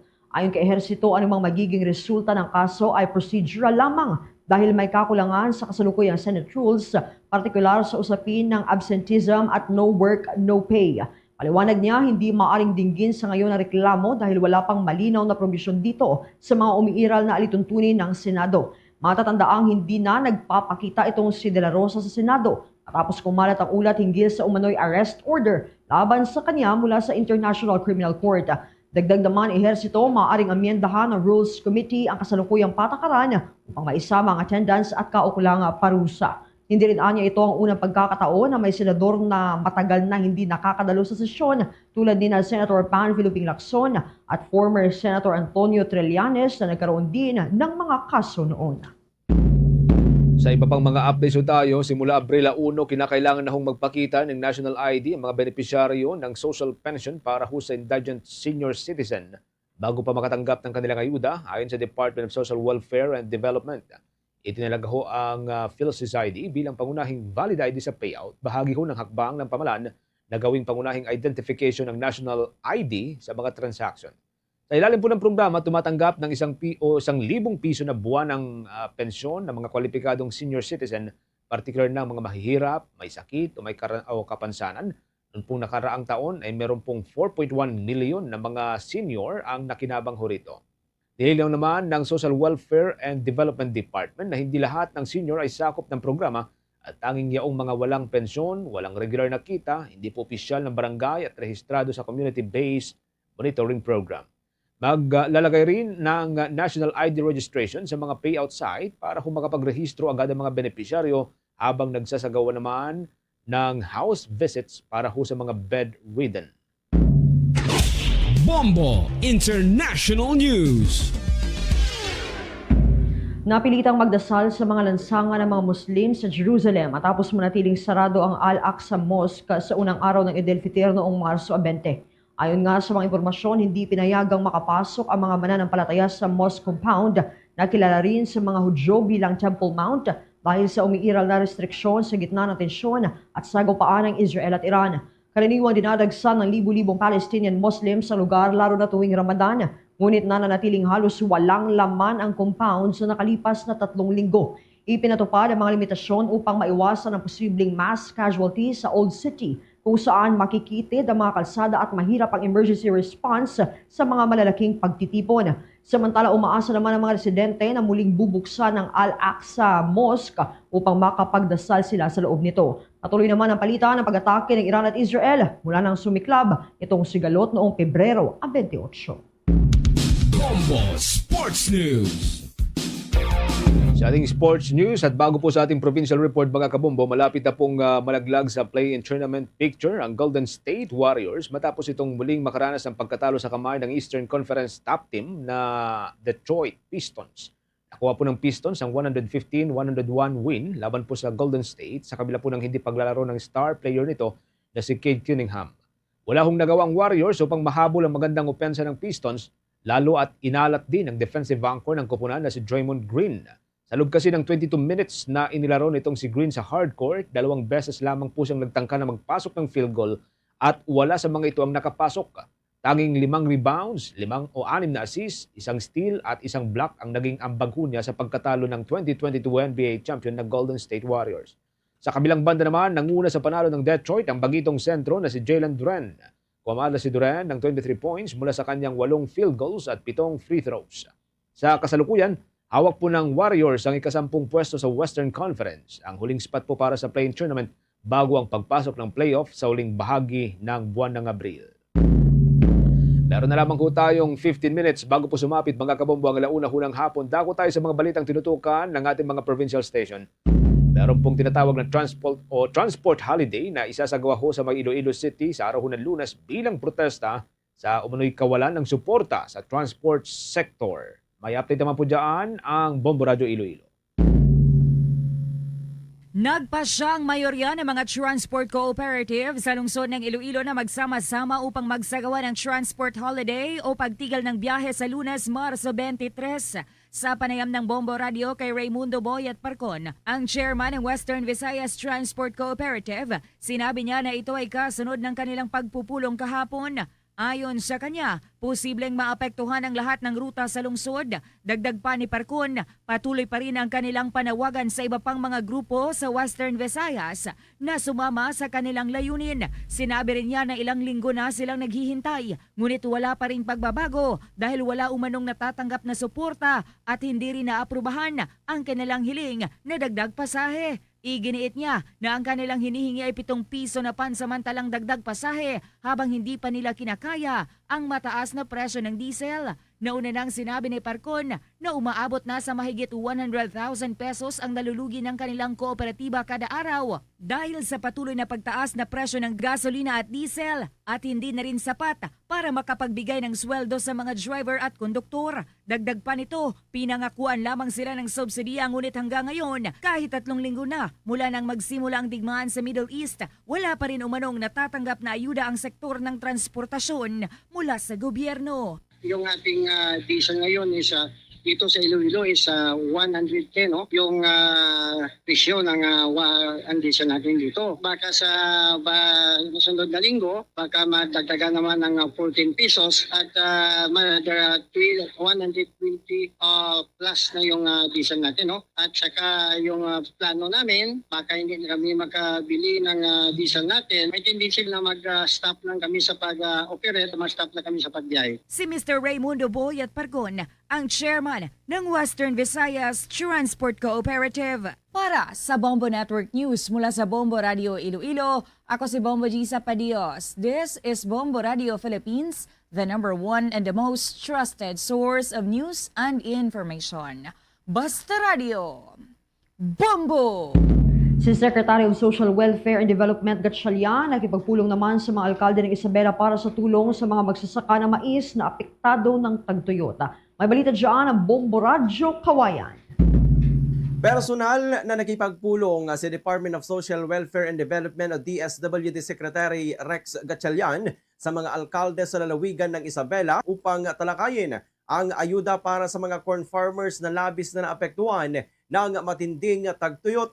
Batay sa talaan ng Department of Agriculture o DA, inaasahang maaring umabot sa mahigit 2 bilyong piso ang halaga ng pinsala sa pananim na mais ngayong cropping season kung magpapatuloy ang drought sa lalawigan. Sa eksklusibong panayam ng Bombo Radyo Kawayan, kay Secretary Gatchalian, ibinahagi niyang inatasan siya ni Pangulong Ferdinand Marcos Jr. na personal na kumustahin ang kalagayan ng mga magsasaka sa Isabela matapos itong ideklara sa ilalim ng state of calamity. Ayon pa kay Gatchalian, kasalukuyan ng kinokolekta ang datos ng mga apektadong magsasaka upang mapabilis ang pamamahagi ng tulong kasabay ng patuloy na pagtaas ng presyo ng produktong petrolyo. Tiniyak naman ng DSWD na makakarating ang nararapat na tulong hindi lamang sa mga corn farmers kundi maging sa mga rice farmers sa lalong madaling panahon. Naatasan ako ng Pangulo natin, Pangulong Ferdinand R. Marcos Jr. na tulungan yung mga corn farmers natin. Kasi alam natin na malaking agriculture area ang Isabela at syempre hindi lang yung mga palay farmers kundi lahat ng farmers gusto ng Pangulo tulungan. So ngayon nag-commit tayo na pag nabigay na yung listahan sa atin ng mga corn farmers na apektado nitong kalamidad na to, nitong drought na to, agad-agad magbibigay tayo ng tulong pinansyal para makabangon naman sila at hindi naman mahirapan ng gusto. Yan ang ulat mula rito sa Bombo Radyo Kawayan para sa Bombo Network News. Ako si Bombo Jason Felina nagulat. This is Bombo Radyo Philippines, the number one and most trusted source of news and information. Basta Radyo Bombo! Si COMELEC Chairman Garcia naman iginiit na ibinatay sa batas ang pag-absuelto kay Senator Marcoleta sa hindi ho pagdedeklara ng kanyang mga donor sa kanyang Statement of Contributions and Expenditure. May report po dyan ng Bombo Radyo, Tugigaraw. Muling ipinaliwanag ni COMELEC Chairman George Garcia ang kontrobersya sa naging investigasyon ng komisyon kay Senator Rodante Marcoleta tungkol sa hindi pagdedeklara sa kanyang Statement of Contributions and Expenditures o SOSE ng mga donors sa kanyang kampanya noong nakalipas na eleksyon. Sa press conference matapos ang inauguration ng Regional Integrated Field Office 2 ng komisyon sa Tuguegarao City, ibinatay nila ang desisyon na nag-aabsuelto kay Marcoleta sa pananagutang kriminal. Sinabi niya na sa investigasyon, hindi idineklara ni Marcoleta ang 3 donors na mayroon sanang criminal liability ang senador. Subalit sa kanilang pananaliksik sa isang section ng RA 7166, may nakasaad dito na repealing clause na nagbabago sa isang provision ng Omnibus Election Code na binabaliwala na ang kriminal na aspeto ng hindi pagdedeklara ng kandidato ng mga donors. Subalit, sinabi ni Garcia na hindi naman binago sa nasabing batas ang pananagutang kriminal ng mga donor na mandatory sa kanila na magsumiti sa COMELEC ng kanilang donasyon. Sabihin mo, unfair naman. Perhaps that will be the perception. Pero ang pagiging perception ng unfair, walang magagawa sa against the provision of the law. Ang iba po kasi, nag-comment sa social media, inulit si COMELEC, pinaburan si ganito. Kung iba pong kandidato yan, ganun din po magiging interpretation natin. Sapagkat sumpo ang batas. Anong solusyon? Baguhin ang batas. At yan ang balita mula dito sa Bombo Radyo Tuguegarao. Para sa Bombo Network News, ako si Bombo Gail Zanet Olunan. And this is Bombo Radyo Philippines, the number one and most trusted source of news and information. Basta Radyo, Bombo! Ang Boracay Malay Tourism Office nagbabala naman laban sa mga tourist scams ngayong summer season at nalalapit na Semana Santa. May report dyan ang Bombo Radyo Kalibo. Hinihikayat ng Boracay Malay Tourism Office ang publiko na mag-avail lamang sa mga accredited tourist services at mag-subscribe sa mga maaasahang source sa pinaplanong bakasyon ng ngayong summer season, lalo na sa nalalapit na Semana Santa. Ayon kay Catherine Leserio, Administrative Officer ng BMTO, na patuloy ang kanilang ginagawang paglalagay sa kanilang official Facebook page at website na Boracay Info Guide ng mga lehitimong travel agencies at accredited na mga accommodation establishments. Aniya, sinusuguro ng mga accredited na serbisyo ang dekalidad na operasyon na nakabase sa mga minimum na patakaran ng departamento. Kasabay nito, binalaan niya ang publiko na maging maingat sa mga hindi na verify na impormasyon sa social media upang maiwasang mabiktima ng mga scam na ang target ay mga turista kagaya ng mga peking accommodation, travel ticket, vacation deal at iba pa. Nauna dito, may idinulog umanong reklamo sa kanilang tanggapan kaugnay sa isang insidente ng online scams na gumagamit ng pangalan at larawan ng mga lehitimong hotel upang magpakalat ng peking anunsyo at promo at nangongolekta ng bayad online. Kadalasan umanong gumagawa ang mga scammer ng dummy o peking social media account na nag-aalok ng kaakit-akit na mga promo at humihikayat sa mga biktima na magpadala ng bayad sa pamamagitan ng e-wallets, bank transfer at personal na account.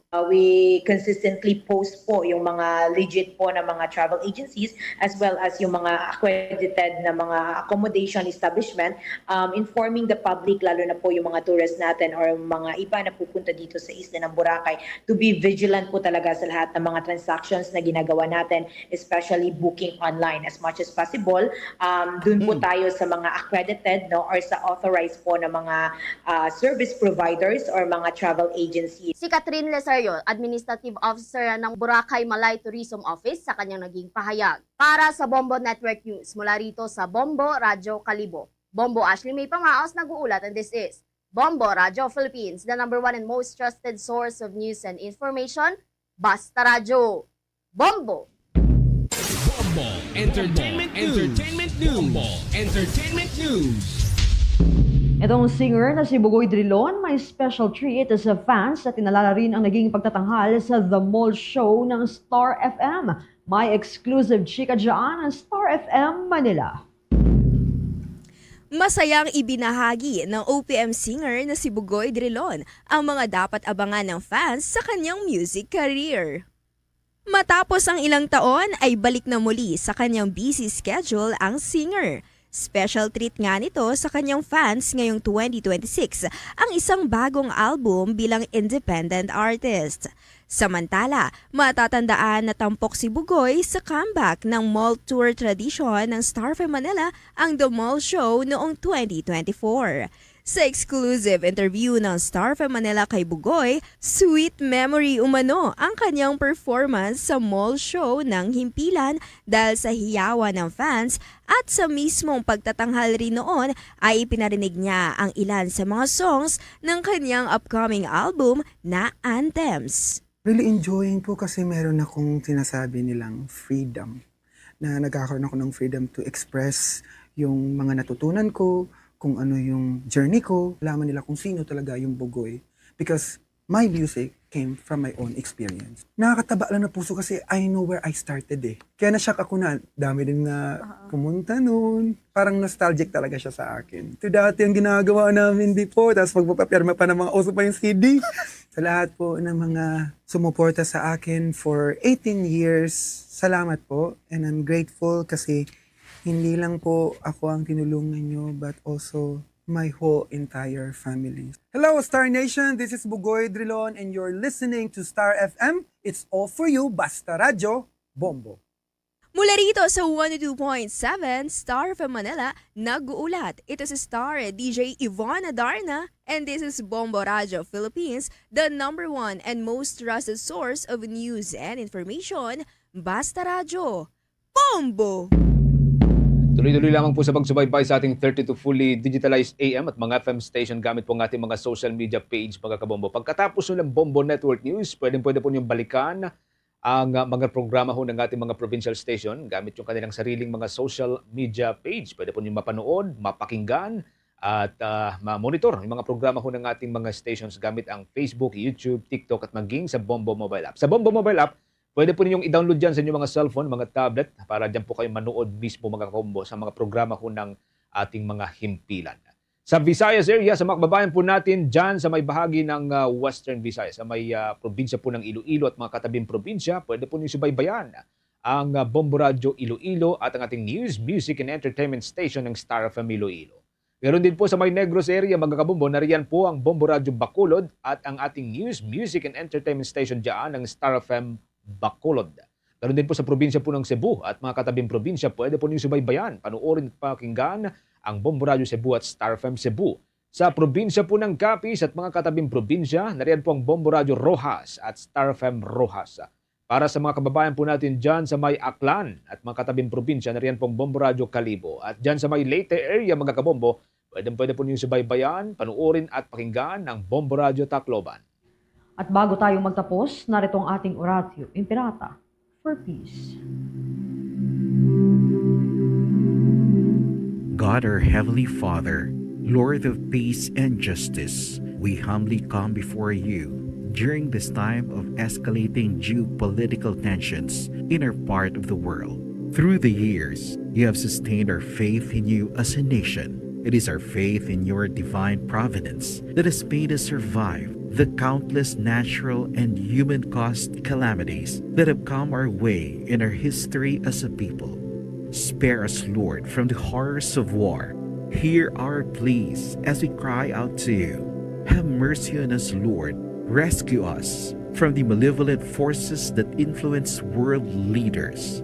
For we believe that our struggle is not against flesh and blood, but against their rulers, against the authorities, against the powers of this dark world, and against the spiritual forces of evil in the heavenly realms. We pray for your leaders entrusted with making crucial decisions for our nation.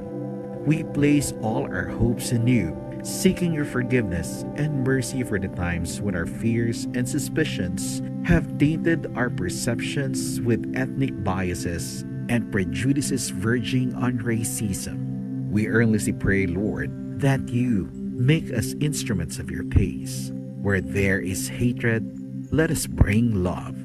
Where there is injury, pardon. Where there is doubt, faith. Where there is despair, hope.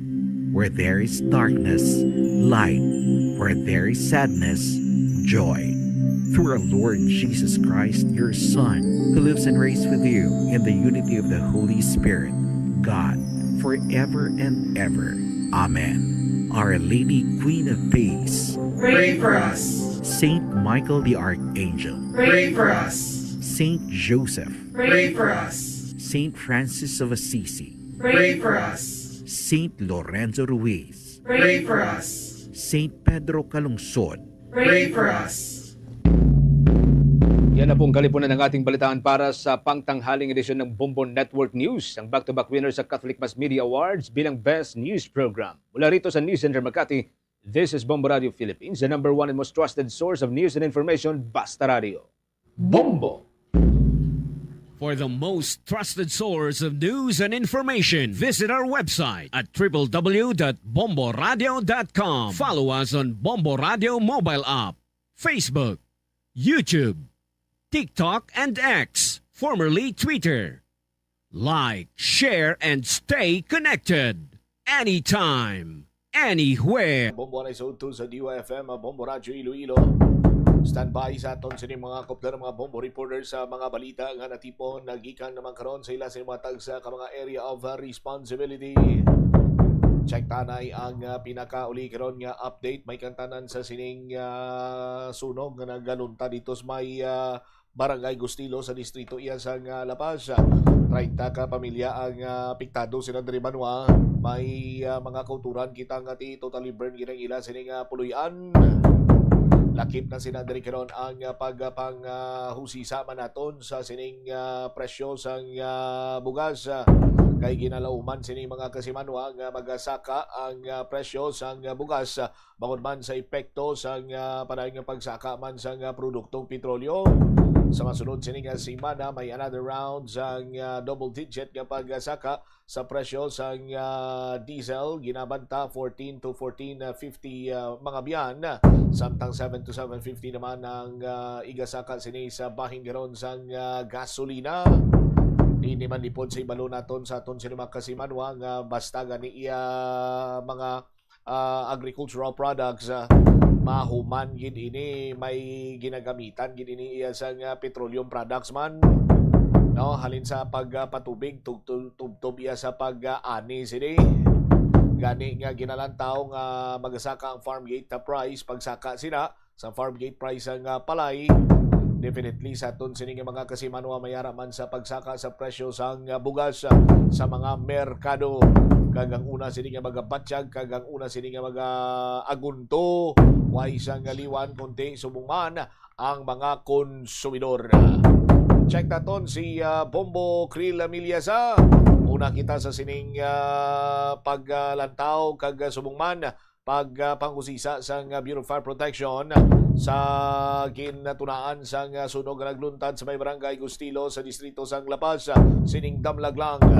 Bombo Krill sa report, please go ahead. Wala ginadula sa Bureau of Fire Protection o kanang katapo diri no sang DFP ang iban pa nga posibilidad nga ginhalinan sang sunog nga nagluntad sa barangay Gustilo, La Paz, Iloilo sang Huwebes nga adlaw Marso 19. Madumduman na din pahayag diri mamotsamp no sa mga residente nga nag-umpisa ang kalayo sa balay nga ginatinira ni Leo Espanyo kung sa diin nagtutod kuno ina siya sang karton nga ginatungtungan sang itlog bilang pangontra sa lamok. Kaya diri no nahibaluan man nga ti ang ining balay is human sa light materials kaya ginapahayag man nga ti amo na nga nagatutod na siya sang karton para sa lamok bangod na wala balasan nga bintana or close gid kuno ang ining iya nga balay. Kag sa interview sang Bombo Radio kay Senior Fire Officer Juan Mark Macoco, Acting Chief Intelligence and Investigation Unit sang Iloilo City Fire Station, iya din pahayag na din ako man no, ni Espanyol sa ila investigasyon ang iya din buhat no nga pagpanutod kag pagkatapos natulugan ini kuno ina siya. Kagin pahayag pa niya si Senior Fire Officer Juan Macoco nga gintinguan pa ni Espanyo nga tapnaon ang kalayo apang bangod nga human sa light materials ang iya nga balay kag sa mabaskog man nga dapkes ang hangin sa amo ato nga tsimpo madasig ini nga nagdako tubtob nga naglapta sa mga kaiping nga balay nga mostly mga human gid sa light materials kasi makita mo natin sa lugar bala ang dapyas ang hangin tama kabaskog bangod nga may mga kawayan inino sa mga kilid kag may ara man sa mga puno sa nga saging. So diri gin pahayag ni Senior Fire Officer 1 nga ang dapyas ang hangin mabaskog nga hangin kag amuman ang matagi-ti inainit sa nga adlaw do nagka-affect man no sang ining pagmadasig na lamon sang kalayo. Kag diri gin pahayag man niya nga agud nga masiguro gid ang ginhalinan sang sunog nagkuha diri sila sang mga sample sa lugar kag ginpadala sa ila National Office agud nga mapaidalom sa laboratory testing kag apang no kag diri gin pahayag niya nga ginadula naman ang posibilidad na electrical in nature ang rason sang sunog bangod nga sa ila man nga investigar diri no sa balay man ni Leo na wala sila sang may nakita na linya sang kuryente nga nakaangot sa balay ni Espanyo kay wala man kuno siya nagagamit sa nga kuryente or any nga mga appliances no ang ining nasambit man nga puluyan kung diin ginapahayag nag-umpisa ang no gagdiri gindugang pa ni Senior Fire Officer 1 Macoco ginabuluban nasa subong na naglabot sa 205,000 pesos ang balor nga halit nga ginbilin sa ining sunog kung sa diin naubos gid lamon diri ang 14 ka balay kag apat naman ang partially damaged and ang mga pumuluyo ng iban nga mga pumuluyo nagapabilin sa gihapon sa barangay Hall sa nasambit man nga barangay. So ipabati-bala naton ang naging interview sa Bombo Radio kay Senior Fire Officer 1 Mark Macoco, Acting Chief Intelligence Investigation Unit sa Iloilo City Fire Station. Coordination man sa barangay as well as sa City Social Welfare Implementation Office. Bali nga ito na mga totally damaged 14 na. Tapos ang aton nga partially damaged is still apat yapon. So damage nga 205,000. Even nga ubos-ubos. So, amo na nga sa damage sa may gili sa Kalaparon kami kabase. Na investigate naman naton ang sabahin bala ni Sir Leo if sa iya gid man nga balay nag-umpisa ang sunog kag paano gid man ini Sir nag-umpisa Sir. Actually, na-interview naman naman si Sir Leo, nagatag naman sa sangayang site. Wala pa man kami definitive lang ang bugtong cause since nagkuha man kami isang debris sample at least to ano man to solver to siyang mga possible cause. Kaya ang amon to debris sample actually ma'am is padala pa naman sa national office sa amon sa laboratory subject for laboratory testing for presence of drinkable liquid. Since ang electrical in nature ging roll out naman namon since ang balay wala di man sa energize wala man sablaga may natapan nga kuryente. Sa bahay ni Sir Leo, ang pahayag niya nga nag-umpis or nagsindiin na siya Sir sa nga itlog nga karton Sir. Yes mo na ang actually ang yaging hambal. Hinambal sa mo nang is natulugan sa pagtugtaw ya dako ng kalayo. Kaya hindi na makaya. Naging trya pa ganitap naon. So sa extent nga masarangan niya, galing kay Liben nga ang balay, medyo dilapidated na bala ma'am, even gani ang mga atop kuno, medyo luspot na, while abot light material. So, dasig ang pagdako sa kalayo. Natabuan man kati ang mga kaiping nga balay as in dikit man bala sa ila. So, dasig ang paglakpa. So, wala man siya may nasa mother or napilasan Sir? May mga minor lang. Most likely, isang naman isang pagpalagyo kasi ang sagait sa dingding mga muna na po. At yun nga daw severe din mga injury, wala man ka-recorded. Si Senior Fire Officer 1 Denmark Makoko, ang Acting Chief Intelligence Investigation Unit sa Ilo City Fire Station kag dugang diri Bombo Champ no temporaryo lang anay no nga wala din pabalik no diri siya Espanyol sa ilaman nga lugar sa nasambit nga barangay agod nga malikawan ang kaakig sa mga residente diri kag posible bala nga mga matabo sa iya so muna nga naging pahayag diri sa mga barangay officials nga temporaryo lang anay kuno nga wala ina siya gin pabalik to make sure man ang safety bala iti amo na gadi ginapahayag nga basic no sa iya nga balay gid nag-umpisa ang ining sunog kay ti nagtuton na siya sa nga itlog no nga ginaamin ang karton nga ginasudlan sang itlog so amo na nga ti para bala sa security man niya no wala lang ini siya danay gin pabalik kag bangod man diri sa natabo liwat na ginapa ang dam sa aton diri nga mga katapo sang BFP nga hindi gid pagpabayan or pagbayaan ang mga ginasindihan no amo man ang nakasaksak nga mga appliances ilabi na subo nga ti nagatagiti na ang init nagapadulong nakita sa summer ti dako man ina siya kuno nga impact or affect man diri no sa mga ibwal bala nga mga kalayo o kung may mga gamay lang nga kalayo kung may ara pagid sa mabastog nga hangin makaapekto gid ini no sa madasig nga paglamon man sa nga kalayo nga apekto no sa nga sunog kadti maka-affect sa nga mga panimalay o kon man no maduraan man diri sang mga bagay man ang aton nga mga kabombo sa muna nga tani kuno nga hindi gid no kag mangin leksyon na ini nga hindi gid pagbayaan ang mga ginasindihan naton nga mga butang no bombo chop. Aha.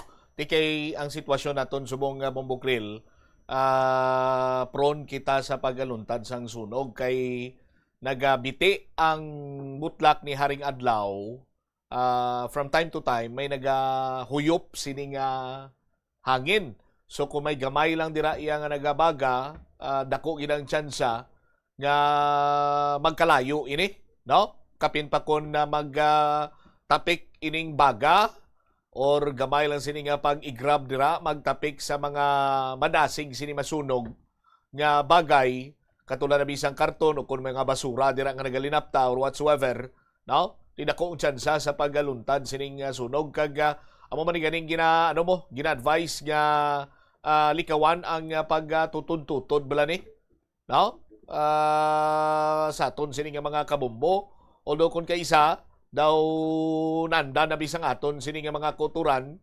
nga pagpanilhig matipon dira ang basura ginatutdan ti makahalit man ini sa sa mga tawo ilabi na sa ikayong lawas no? Nga magtutod kang aso kung di na dalon sang hangin ti masakit na sa ilong kang sa dughan kung maklo sang tawo, no? O galing may mga diferensya man kung kaysa nga for example may mga kaiping ka kung magtutod ikaw sang basura for example lang kung magtutod ikaw sa tinipon mo nga basura kang maklo nilang aso dayon nila saway nga ginahapo kami di sagad ka mo kapanutod masakit sa dughan pero once in a while ang tupad balay mo nga mabakas magpanaway nga nagapanutod ka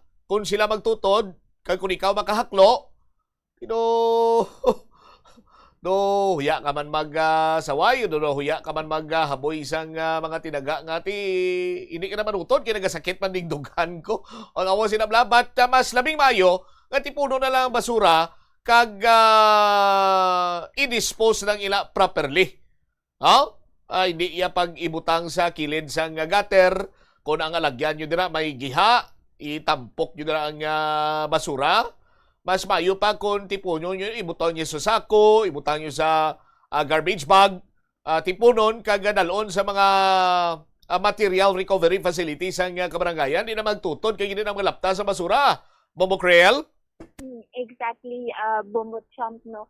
Kaya di ang medani kung magtutod, bala kita kan may ara sa mabaskog na dapya sa hangin. Ang particles kita nagakadala.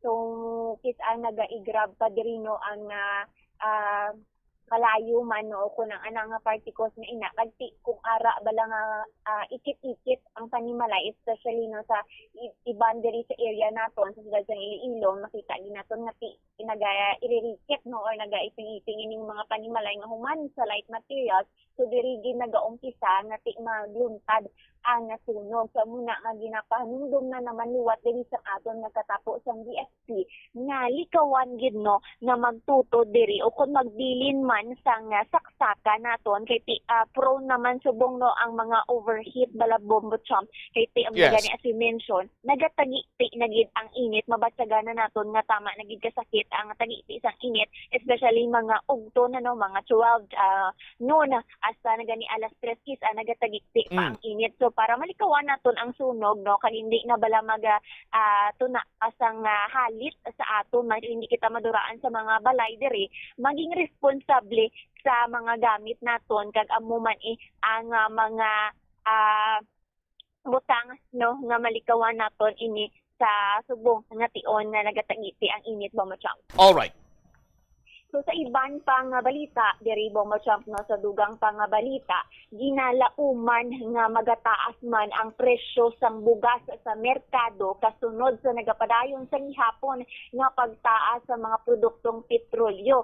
Sa interview diri sang Bombo Radyo kay Nelvi Patingan, isa ini ka vendor sang bugas sa Iloilo Central Market, iya ginpahayag nga amat-amat na mabatsyagan ang pagtaas man sang presyo sang bugas. Suno sa iya may pagtaas subong sang 2 ka peso sa kada kilo sang bugas pareho abi sa nga local rice so sabihin to no naglabot na ini sa 44 pesos kada kilo subong ikumparar sa 42 pesos sang nagligad kag pakayag niya ang ila ginabaligya sa karon nga supply is amo pa ang kumagabilin nga supply sang ila nga ginbakal sang nagligad nga semana amon ang hindi pa bala mabatsyagan gid ang dako nga pagtaas sang presyo apang yin pakayag niya diri no nga ti mabatsyagan ang posible nga pagtaas or pagdugang sang presyo sa aton nga bugas sa merkado sa masunod nga semana o kon sa mga sunod nga inadlaw bangod nga mismo kuno ang ilang nga mga supplier diri no nagapahayag na nga ti magapasaka sila sang presyo kung sabihin posible nga magasaka na sa 50 pesos per 25 kilogram ang bugas sa umuman ini nga rason nga ang aton nga mga vendor diri sa merkado magapataas man sang ilang man nga presyo kag diri ginpahayag ni Nelvi Patingan nga ang ilang mandarino nga pagpasaka sa nga presyo is tama man ka apektado man sa ila o wala man sila choice kundi magpasaka man kay sila man mismo nga mga vendor ang ila nga kita nagaka-apektuhan man. Kagindugang niya nga subong no ang status man abi sang pagbaklanay sa mga bugas nakadepende man sa budget sang isa ka tawo, but mostly ang ginabakal na sa subong is ang local rice nato no kung saan ang pinakanubo as you mentioned is 44 pesos na. So wala man choice kuno diri ang mga manugbakal kay isa kinahanglanon naton sa adlaw nga tanan kiti 3 times a day kita nagakaon sang bugas mo or nagakaon sang kanon. So maskin mabudlay ang pagpangabuhi man tuno diri sang mga manugbakal, wala gid ini sila sang choice kundi magbakal para man sa ilang pamilya. So ipabati wala naton ang naging interview sa nga Bombo Radio kay Melvi Papingan, ang vendor sang bugas sa Iloilo Central Market. Sunod yun lang sa sa pagsaka sa gasolina ang presyo sang bugas. Kaya di ginapatong manada sang mga pauler ang ila nga mga sa ila baligya. Kumusta ma'am ang presyo ni kung nabatyaga na gid man ini?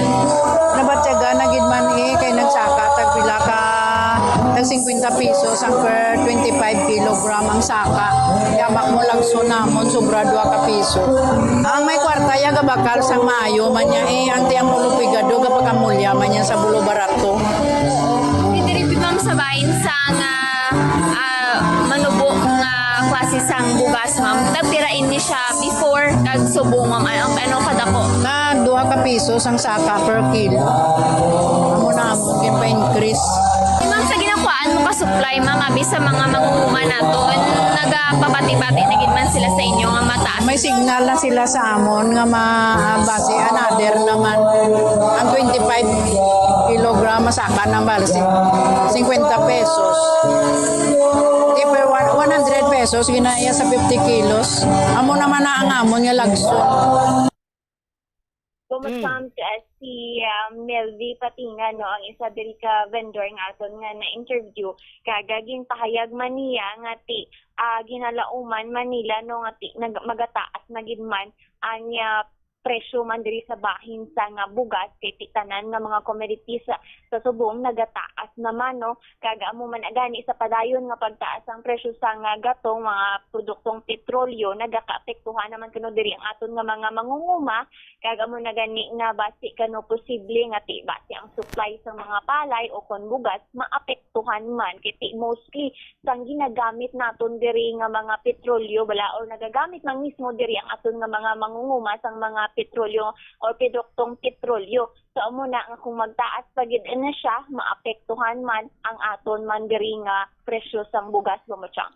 Pero so far kung sa merkado sa mga retailers pila ang increase na sa presyo sang bugas naglain mga variety mong bukril may ara na 15 pesos tong gina na mention mo ano to? 2 pesos pa lang 2 pesos. Bombocham. Yes. All right. Pareho sang local rice kaya mo na ang pinakabarato bala nga mabakal man diri sa aton nga mga naga-budget nga mga pumuluyo. So ang pinakanubo no sa pag-check naton diri sa merkado is 44 pesos kada kilo. 44. So sang nagigad ko no is 42 pesos lang ina siya. So nagtaas ang 2 pesos. But then hindi man diri makapahayag si Mama Patingan no kung tira ang madugang sa masunod abi nga semana or masunod nga inadlaw kay nakadepende naman ini sa iya nga supplier kung tira ang ipasaka man sa iya nga bugas diri no kag diri naman magabase ang aton nga mga vendors sa merkado Bombocha. All right. Ini si Bombo Creel Panisales Nelieza and this is Bombo Radio Philippines, the number 1 and the most trusted source of news information, basta radyo Bombo. Salamat kid Bombo Creel. Amo na ning ginahambal sini naton banwa nga ti domino effect sang pagulag sang presyo sang produktong petrolyo or pagsaka asun-asun nga pagsaka sa presyo sa produktong petrolyo. Lauman naton nga mga prime commodities ang mga nagapahuna sini nga balaklon ang masaka man sini ang presyo sa aton sini nga mga kasimanwa. That is why nga madamo sa aton sini nga mga kauturan ang hindi magpati sa pahayag sang aton sini nga presidente nga yara pakita sa gyapon sa normal nga sitwasyon. Sa aton sini nga mga kasimanwa dugay-dugay ang iban sini hindi na makasarang magbakal sang kalanunon normal pa. Ti nagakadapat na siniya nga mayara sa nga nagakaangay nga mga extraordinary siniya nga mga himuon ang gobyerno, extraordinary measures, no, para nga matagan sang gilayon sini, no, ngayong tulupangod gilayon sini nga solusyon or posible mapahagan-hagan man ang mga balakhuon sang ordinaryo siniya nga pumuluyo sang pungsod na Pilipinas. Kay hindi naton iniya banwa mabatasan kang hindi na iya sa karon maagwantahan. Ang makagwanta lang sinadre ang may pulupundo pa ang may sulusarang pa iya nga makabakal sa pinakabarato sini iya nga 4 kilos ang bugas nga 44 pesos. Sa bahin naman sang 20 pesos sa bigas, ilisipon mo lang ng sarang makabakal sa aton sini nga mga kasimanwa. Tiway kita sa nga may mahimo sa sini nga mga tinion, sa aton sini nga mga kabumbo, dumdumanyo last time atong manog pangisda, fishing boat, pila sa aton sini mga kasimanwa, ginakinhanglan sini nila sa nga 4,000 liters sa ila sini nga pagpangisda, mayara pa sang reserba nga 2,000 liters sa aton sini nga mga kabumbo, 6,000 litros ang ila sini nga ginakinanglan sa pagpatigayon man sa pagpangisda. O galing paglabot nila banwa sa mga bagsakan sa mga merkado, barato man ang baklanay sa nga isda, dako ila sini iya nga gingasto, no, para sa ila sini nga input, ang balik sini sa ila patas-patas lang kung kaisa perdido pa. Same as with sa iban sini iya nga mga agricultural products, sa iban sini iya nga mga balaklon. Sa aton sini nga mga kasimanwa, nagadako ang ila sini nga expenses bangod man sa sining kamahal sang presyo sa produktong petrolyo. Now ang presyo sini nila barato, hindi man ina sila magpasugot. Bisan amat-amat lang mapasaka gid sila sa nga presyo sa nga ila sini nga produkto. Di ang makasakam ang sakam sini banwa ang una, ang labing una nga makahaklo sini konsumidor. No, sa aton sini nga mga kasimanwa, patal sining istorya makon musni, ano nga bali Mr. Buhit Parconaw, may pila siya ka mga driver sa aton sini mga kabumbo nga nagamantener na lang gani isang lubok sining isda. Ginapadagaan lang sa ano to nga say sa luto to, ginaprito lang kaging-kaging o kon ginapaksiwan nga damo langgaw. Tika batas ka mo sinabanwa sa aton sini nga mga kuturan. Ni kon si manggagawa party list representative Elisan Fernando pa, dapat ang aton siniya nga presidente maghimo na sang extraordinary measure.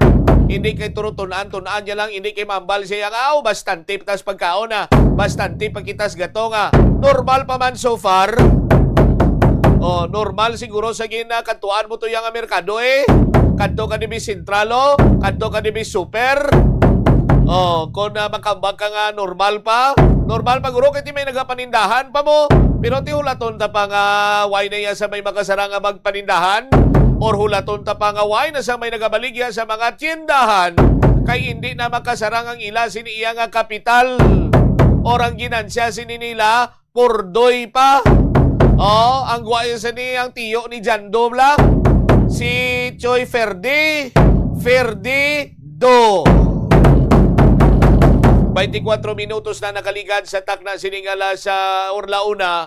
Pagbalik nato na banwa dugang sininga mga balita kag impormasyon. Sa aton siniya nga ipabombo ang agwasa sang isa ka puloy-an sa isa ka subdivision nagakantos tunga sa nga dalan. Madugay na ni nga reklamo sa barangay. Pero ang botakon nga do malagana kagado medyo damo sang balibad kagado tago-tago ang paghatag sa nagakigo sa nga pagtamod sa barangay.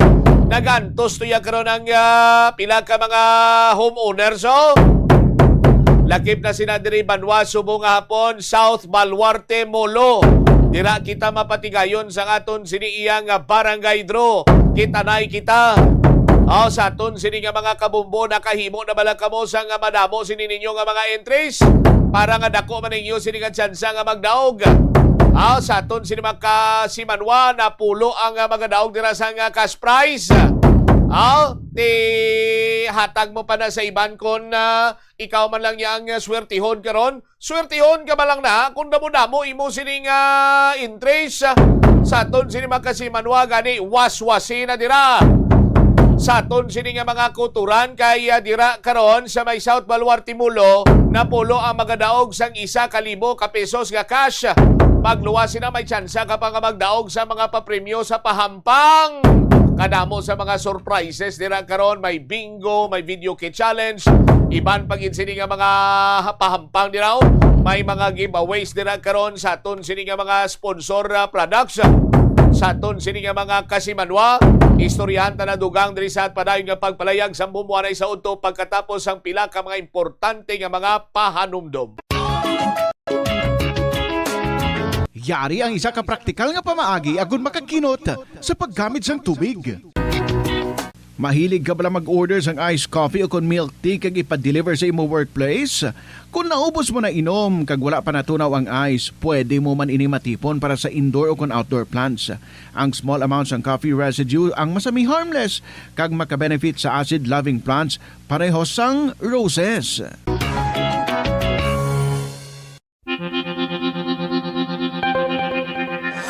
Kabombo, yari ang pwede mo himuon agud makakinot kita sa paggamit sang enerhiya. Nakahibalo ka ba lang nga sa husto nga settings sang imo aircon temperature, mahimo ka nga makakinot sang tubtob. Plazuela de Iloilo, Billboard of Activities for March 15 to 21, 2026. It's the return of your favorite oldie goldie songs this weekend. Kaupo ng retro band sa concert at the Plaza. Mangininyo, umpisa alas 6 sa gabi sa Marso 21, Sabado.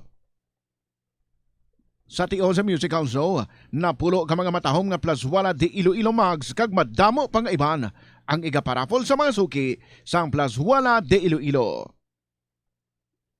Sa March 22, Domingo, ginaagdang tanan nga mangin kabahin sa Eucharistic Celebration nga pagkahiwaton sa Latona sa among adlaw alas 11 sang aga. Sa tion sang Holy Mass, ipangamuyo naton sa Ginoo that we Filipinos would soon realize nga kinahanglan naton maghugpong ilabi na gid subong ang aton pungsod ang yara sa tunga sang mounting political uncertainties. Isa ka oras bago ang pagsugod sa misa sa March 22, ukon umpisa alas 10 ang aga, ang may luya nga mag-avail sang Sacrament of Reconciliation o kunang pagpangumpisar ang pwede gid makahimo sini. Plazuela de Iloilo, we remain to be one with you in the common hope for a better community and a progressive country in 2026. Nagausik bala ini sang inoras sa paghampang sang iya ginakaadikan nga games. Isa ka pagtuon sang American Academy of Pediatrics ang nagapahayag ngang sobra-sobra o kon inoras nga pagtiner sa paghampang sang video games ang makadulot sang depresyon, anxiety kag manubo nga grade sa eskwelahan. Suno sa mga eksperto, halos 9% sa kada 3,000 ka mga elementary students sa kada pungsod ang makabig pathological o kon addict sa paghampang. Makabig nga pathological o kung addicted ang isa ka estudyante kung nagaapekto na ang paghampang sa iya nga pag-eskwela. Dugang pa sa among nga pagtuon, ang ka-addict sang isa ka bata makapabudlay sa iya sa pagkontrol sang iya impulse. Kaangot diri, ginpanugyan nga dapat hindi magsobra sa isa ka oras kada adlaw ang gastuhon sang isa ka elementary student sa paghampang kag hindi naman magsobra sa 2 ka oras ang isa ka high school student.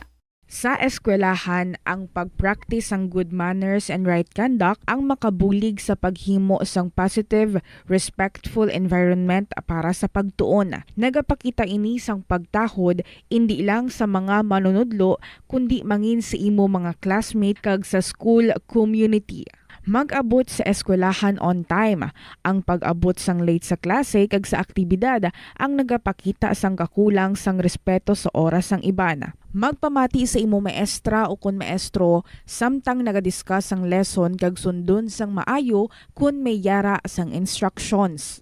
Tawgon nga ma'am o kun sir ang imo teacher o kun staff. Kun may pamangkot iba. The Farmers Bazaar, your traditional public market with the touch of Plazuela Dos, ang isa ka lugar nga gintukod sa tion kag sa kasagsagan sa COVID-19 pandemic. nga may tinutuyo nga maghatag sa imo sang safe marketing experience. Subo nga ang COVID-19 hindi nagidman dako nga pamahog kag nagapakadto na kita sa next normal. Rest assured nga ang Farmers Bazaar will further evolve agud yung magpadayon sa paghatag sa inyo sing satisfying marketing experience. The Farmers Bazaar. Sa lower level, tara na pahamtang ang fish, poultry, kag meat section para naman sa inyo mga kinahanglanon nga prutas, utang kag iban pa, magbisita sa upper level, pinaagi sa paggamit sa hagdanan o kon sa pagkadto direkta sa parking lot. The Farmers Bazaar, your traditional public market with a touch of Plazuela Dos.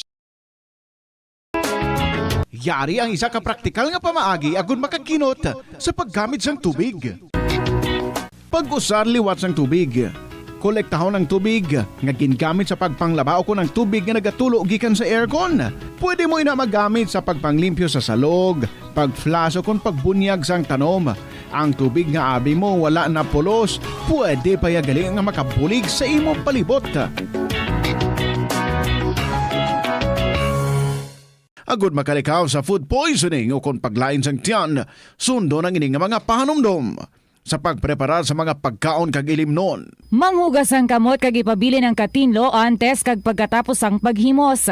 Kung masakit, likawan ang pagpreparar sang pagkaon para sa iban. Siguraduhon nga naluto sang husto ang pagkaon. Kung mahimo, kauno ng pagkaon samtang mainit pa. Siguraduhon ang katinlo sang pagkaon agud ang selebrasyon mangin mas malipayon. Mas nanamian bala ikaw magtuon sa balay ipaanggid sa eskwelahan nga madamo ang tawo? Isa ka panugyan para epektibo ang pagtuon sa balay, amo ang pagpangita sa designated area agud nga matiniran kung ikaw nagasulat, nagabasa o kung nag-review. Pwede man nga lamesa sa kusina o kung sa desk sa gwa sang inyo nga balay, pero hindi gid magigda sa imo nga katre samtang nagatuon. Inibagod nagakatemtar gid ikaw nga magpiyong-piyong, tubtub nga dalayon na ikaw nga matulugan. Siguraduha man nga malimpyo kag organisado ang lugar nga imo ginatun-an. Ini nga pahanumdom ang ginadulong sa imo sang the #1 and most trusted radio network in the country, Bombo Radio Philippines. Basta Radio Bombo! Yari ang isa ka praktikal nga pamaagi agud makakinot sa paggamit sang tubig. Paliputan lang ang oras ang pagpaligo ilabi na sa paggamit sang shower. Hindi pagpanumdumang nga unlimited ang tubig. Limitahi ang shower sa 5 ka minutos lang kag ang pinakamaayo, magamit na lang sang kabo sa pagpaligo. Mas praktikal ini bangod ang imo ginabubo nga tubig, nagadiretso sa imo lawas. Mas madasig ka na makapaligo, mas makakinot ka pa sa tubig. Kung ikaw isa ka chess lover, yaring pila ka brain benefit sa paghampang sini. Kag kung wala ka nagahampang sini, umpisahin na. Sunod sa pagtuon ng paghampang sang chess makabulig likaw sa Alzheimer's disease. Bangod ang utok nagatrabaho kaangay sang muscle, nagakinahanglan ini sang exercise agud mangin healthy kag malikawan ang injury. Magluwas diri ang paghampang sang chess ang nagapa-improve man sang concentration, memory, creativity kag problem-solving skills kag napamatud-an man. Oras sa Bombo Radio Iloilo, Philippine Standard Time, 35 minutos na. Nakaligad sa tag ng alauna. Problema sa susunod, ipabombo! Korupsyon sa gobyerno, ipabombo! Kakulang sang serbisyo sa matalatapan sang gobyerno, ipabombo! Inhustisya kag hindi patas nga pagtrato, ipabombo! Ipabombo! Programa sa Bombo Radio bilang dalampan sang banwa, ipabombo! Ipabombo! Problema sang komunidad, ipalabot naton sa natungdan kag solusyonan, ipabombo! Ipabombo! Diri lamang sa #1, the most trusted source of news and information, Bombo Radio Philippines. Basta Radio Bombo! Ginpabombo sang isa ka homeowner ang sitwasyon sa gwa sang ila sining ugsaran sa gwa sang dalan nga gina-share man dira nila sang ila sini nga mga kapareho nga homeowners nga kung saan nagadanaw, nagalutak kag ang tubig ini mabaho bangod gatido agwasa ini kuno halin iya sa sulod sang isa ka puluyan. Ibangod sinigin padulungan sa Bombo News Team agud hibaloon ang istorya sa likod sini kag ang sitwasyon. Si Bombo Pauline Villora may follow-up report. Pau, sa report, please go ahead.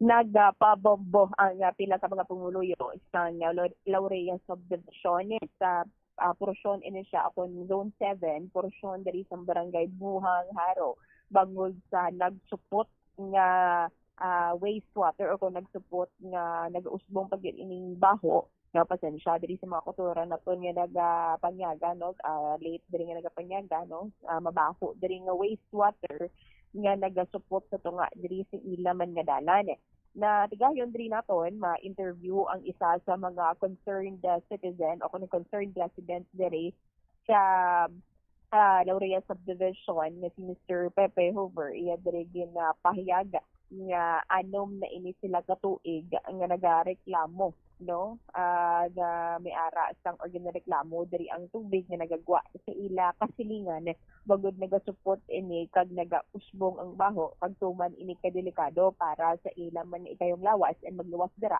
wala man sila diri sa iban man nga agyan kundi amo lang gid diri ang dalan pagwa didto sa may highway makapila naman ini nila nga beses nga nagtubangay ini sila sa nga ilaman nga kasilingan kag una na nga nag-ayo no nga butangan sang septic tank no sang si former Kapitan Hunsan Pakuno ining punong barangay sang Buhang Haro do nagpakig-angot ini sila so nag-ambal diri kuno si punong barangay Hunsan nga butangan diri sang septic tank kag dira magwa madra or magkadto ang ilaman nga wastewater. So pero agud niya tugtog-subong ti ang promisa diri nga butangan man kuno sang tubo pagwa diri sa subdivision kay kung tan-awon diri naton ang plastada dira no bambot siya para diri sa atong mga pagpalamati pag makita mo dira sa aton nga Facebook live bali pasulod na diri ang pinakapunta nga balay iyan ni Mr. Pepe Hoover and bali sila duwa no ang ka-homeowners diri ang nagareklamo so sila ang pinakapunta diri nga balay so wala sang iban man dring again ang tubig kundi pakadto na gid ini sa ila so wastewater ini siya sang una dira na kuno nga nagaagi so para especially kung mag-ulan nagabaha nagataas diri ang tubig so green na ini kuno ang tubig that time and mabaho and delikado wala sila sang iban pang agyan kundi dira lang gid sa tubang nila so they decided no nagdesisyon ini sila agud hindi magkadto ang wastewater diri sa ila gin patampukan nila sang duta ang sa tubang diri nila sa nga balay amo na nga wala didto karon sang lagyuhan man ang tubig kung didto nagid lamang and naghambal man ko na last time no ining kasilingan nga nagaginagwaan diri sang tubig nga ginareklamo diri no sa pila diri ka pumuluyo nga butangan kuno sang tubo no nagadayday agi diba agi kuno sa ila diri nga tubang sa ila balay and bagwa dito sa inog develop nga subdivision kay dead end na da sa ila wala na diri sang iban nga agyan and may ligwa or may bakante dira nga lote amo na kuno ang mahimo kung tani nga pagwaan diri sa tubig o galing kay wala so kuno na dayon pagkatapos kuno sa 15 days at tatugtog subong wala man kuno na dayon diri ang pagpabutang diri sang tubo and dagdagok naman ini sila sa barangay apang tugtog subong kuno wala matagan diri sang igsalupangod rason nga ti agon malikawan ang pag-ilig sang tubig sa ila diri tubang sang balay amo na ang gintampukan nila sang duta so sa bug-os nga subdivision kiti gamay lang man ini sila nga homeowners ang may tawo nga balay siyam ini siya kabilog so duwa sila nga apektado diri and nakatubangay naman sila kung magtubangay man sila kung nabombo siya nagahuo man kuno dito ang kasilingan nila nga ginapabombo gindang naman ini nila sa barangay up until natin may ara na sang tablater diri ang ila main concern gid kuno is ang tubig nga nagausbong no alin diri sa may tubang sang balay actually ang plastada gani no pagpadulong naton dito sa area nagausbong din man ang baho niya kay di wala duaan ang tubig so dara lang ini siya stay no pagagwa naton gani o pagkanto gani naton dito ginasag-a pa ini no ang iban nga mga tubig ginasag-asan do timbang o kabulig diri sang balay sining ginapabombo sa aton diri agon magwa man diri ang tubig so dalayon ini siya nga nagailig hindi man kuno matigayon diri nga kayo diri kay inag-develop no ang nasambitan man gani nga unhan diri nila nga subdivision. So the main concern is gusto lang nila ang tubig, so may nagbisita naman gani kuno nga taga City Health galing it to happen nga wala sila kuno that time, and nagadangop naman diri abi ang nagado naman abi ang mga opisyalis diri sang city government at ang until subong ti ara sa gihabon ng tubig gusto nagatugi diri ang init ti wastewater in Siabang Batsyam. Ipabati bala naton ang naging interview naton diri kay Mr. Pepe Hoover ang nagpabumbo sa bahin sang Laurea subdivision. Ma'am, ang klastada sang sitwasyon namon subong di sa Laurea subdivision buhang araw. Kabaho gid sang amon nga kalsada, lamawa na gid kay tinuig na ini nga gasakripisyo kami sang alagyan namon nga lamawan. Ti ang amon kun tani ma'am gapangayo kami bulig sa bombo nga mabuligan kami nga kung ano ang mahimo ma'am sang bombo nga mapakwa dira ang ila tubig kay wala sila sa septic tank. Ay ang ilang tanan nga hugas sang ilang pangadlaw-adlaw dira nila ginahaboy dira sa kalsada sang subdivision. Tesoy stagnant na subong ma'am pag tinuig na baho na pag isama na kako sang health namon diri kay mga senior naman kami. Kay ang kalsada namon lamawa na gid kag baho-baho. Tingamon nga ginakuan ma'am nga ang health gid namon kag ang alagyan sa mga tawo nga nagaalaagi dira adlaw kag gabi. Sang una pa ni sa kay former Hunsan, amo na ni problema namon.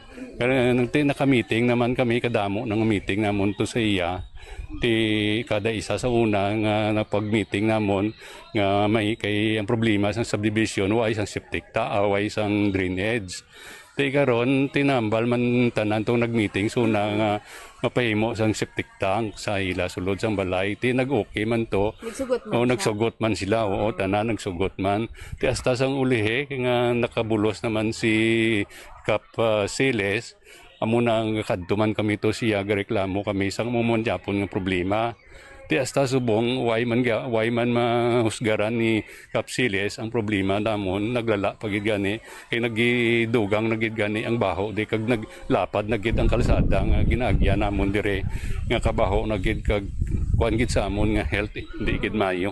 Pero sir, isang napabarangay na mention mo na pa police na nag-ariglahanay ka mo, naghusayay ka mo nga nag-agrihanay ka mo nga bubutangan na lang nila abis ang tubo, pabutangan na lang nila sa septic tank, nagwaan diri sang tubig nga halin sa ila. Nag-arigluhanay kami dito sa barangay hall sang Buhang sa kay Kapsiles galing way man to si Kapsiles ang iya lang nga kagawad. Ang ay amo to sa una nga gin pablater ko nani kag sa barangay kapila nakabises nga nagadto kami da sa barangay kay Kapsiles. Galing kay ti amo na ang problema nagpromise man to siya nga ambalya sa amon kay gin pablater ko man kag gin kuan sa pulis. Tapos ginpatawag naman kami ni barangay kapitan, di nagpromisa man to siya nga mahimo sa sang tubo ang PVC nga lapos dire sa Manubo ng area. Kamusta? Nahambal sa 15 days nga siling niya nagapumisa nga 15 days. Siya ang balay dira sila po sang ulihe after 15 days way man Japon hasta nag-abot sa subong nga waygid nga nahimo yang iya promisa. May rason sir nga ala nila nabutangan sang tubo pagwa de sang pipe. Ambot ko na nung iya rason kay basta mo tong rason niya sa amon nga pahimuan niya ti hasta subong ulat kami way man Japon nga tupa una nung iya nga plano dira kag ginpatampukan ko na lang gani daang sa tubang ko kay green na gid ang tubig sang last December pag January. Amo na subong pro ang akon gid iya nga ang amon gid iya ginakuan nga problema ma'am nga ang kalsada kun tani makwa gid na ilang lamawan da kay lagyan amon mo kag ang tanom nga ginabutang dira sa kalsada. Pumpos ang ila da nga panglaba tanan paligo higko tanan da sang ilang hugas ti dira man nating ila ginapakuan tanan ginapagwa sa Bombo Cham si Mr. Pepe Hover ang nagpabombo diri sa ato no nanungod diri sa nagasupport diri nga wastewater. Actually after this natigayon man diri naton nga maistorya ang ginpabombo no sa may puloy-an diri sa Laurea subdivision. O galing hindi lang siya magpa-record interview diri sa aton kag hindi lang hambal diri ko ng iyang nga pangalan. So nakita naton kahapon ang sitwasyon. So may gripo no. Makita dira naton sa sulod sa balay may gripo tapos dira nagagwa ang tubig. So dira sila nagapanghugas, may ara sila yako no sang septic tank no separado diri sa sa aton mga tagsalamati no nga mga higgo bala. May separate sila ya nga septic tank area, mga tanan ginapanghugas nila abi sa pinggan o kun mga wastewater no nga tiging panglaba dira nagagwa Bombo Cham. And may ara naman ko no isang kung sa iya lang kuno diri Bombo Cham, for example kung pabutangan diri kuno sang tubo padayday bla pagwa dito sa tubang sang balay kay Mr. Pepe Over pagwa dito sa tiyak nga dalan mo bakante diri nga lote iya ko no o siya kuno diri masabat man sang tubo kag kapila naman ako no or na tamad na siya kuno nga magti amo man sa gihapon diri ang ilaman nga sitwasyon di wala sang kumbaga para diri kuno sa iya wala man sang iban nga guaan diri ang tubig kay hindi man diri magpasubot so dira lang gid nagastay diri ang tubig Bombo Cham no sa tubang diri sang ilaman nga balay kay isang piyak diri or sa dalan diri nga ida sa iyang nga balay hindi man magpasugot kay ang gutter bala doon ang tubuan na diri sang layon man sang duta so waay na gid siya sang iligan diri pagti kung amo lang nakutkutan for example no ang concern diri sang nagpabombo diri sa aton kung kutkutan lang siya nga gutter alone lang ma-expose sa gihapon ang tubig kag higko ini siya Bombo Cham. Samtang sa piyak nga bahin diri no natigayon naton nga ma-interview si punong barangay Maria Jean Celis no sang barangay Buhang Haro kag iya diri gin pahayag nga ining bakante nga lote nga guaan bala sang higko or sang wastewater is i-develop ini siya. So kung madumduman ko no last time 18 ini siya ka lote siyam ka homeowners na diri ang nag-star no Bombo Cham. Sang 2018 ko no may nagkadto na diri nga developer naga-meeting ini with the barangay official upod pa ining si former punong barangay Fernando Hunsan kag pumuluyo sang Laurea subdivision kompleto ini sila.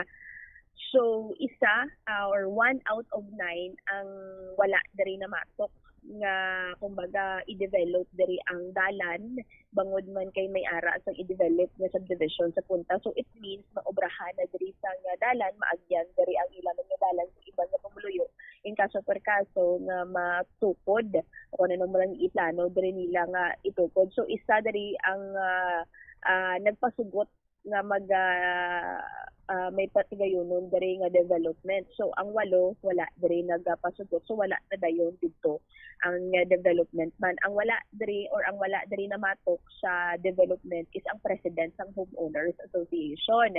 Kag ang rason diri ko nila maguba ang alagyan and yabok amo ni kun ang pahayag ni punong barangay Celis.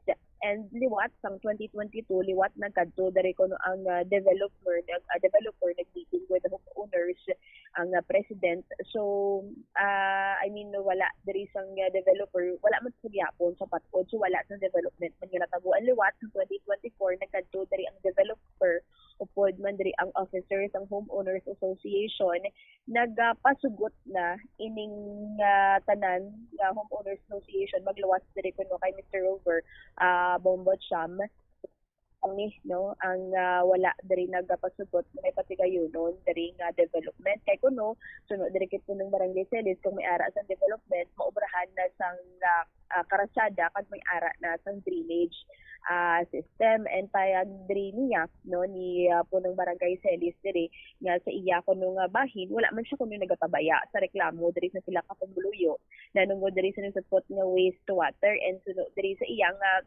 naghingyo na siya kay Mr. Pepe nga babutangan sang temporaryo diri nga alagyan sang wastewater halin sa puluyuan sa ila diri ka kasilingan padulong diri sa pagwa sa subdivision pangati mali ko no wala man kuno nagpasugot and dugang pa diri sang punong barangay nga mayara sang developer nga nagdungop sa ila no amo ning agud nga magpatukod. So hindi siya actually kay ang city government wala siya sa jurisdiction, it's because private property siya. So kinanglan sang use of tract or deed of donation diri ang dalan. So kinanglan nga pirmahan ini sa homeowners association agud nga mapakayo diri dala magbutangan diri sa drainage system. So wala pa ini siya sang kasulatan kay ginahulat pa diri ang mga proseso Bombotsam. And ang priority gani kuno or one of the priority project diri ni punong barangay Celis kuno is ang sa bahin sang may isa pagid ka barangay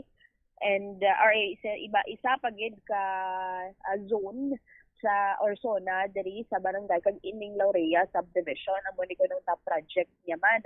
So kinanglan nga ipaydalam ini nanay sa use of tract agreement kag sa or mayara sa deed of donation.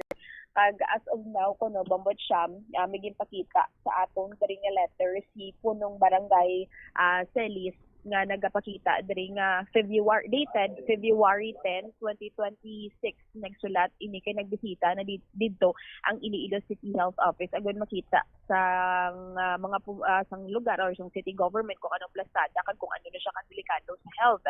So based diri sa narrative report nagconduct diri sang inspection kay nag-request ining barangay sa Ilaman. So gin-schedule ni siya upod sang sanitation inspector kaga following nakita dito sa narrative report sang Iloilo City Health Office nga may ara gid man sang absence of established drainage system sa apektado diri nga area kag ang may ara sa area diri nga low lying so nga amo ning namin ang stagnant wastewater. So that is why nag-accumulate, nagtipon diri ang higko sang tubig nga naghalin diri sa ginapabombo Bombotsam. And nagsuhestyon diri ang City Health Office nga kinanglan magbutang diri sang gutter o kon alagyan agud may ara sang proper flow of wastewater padulong diri sa vacant property.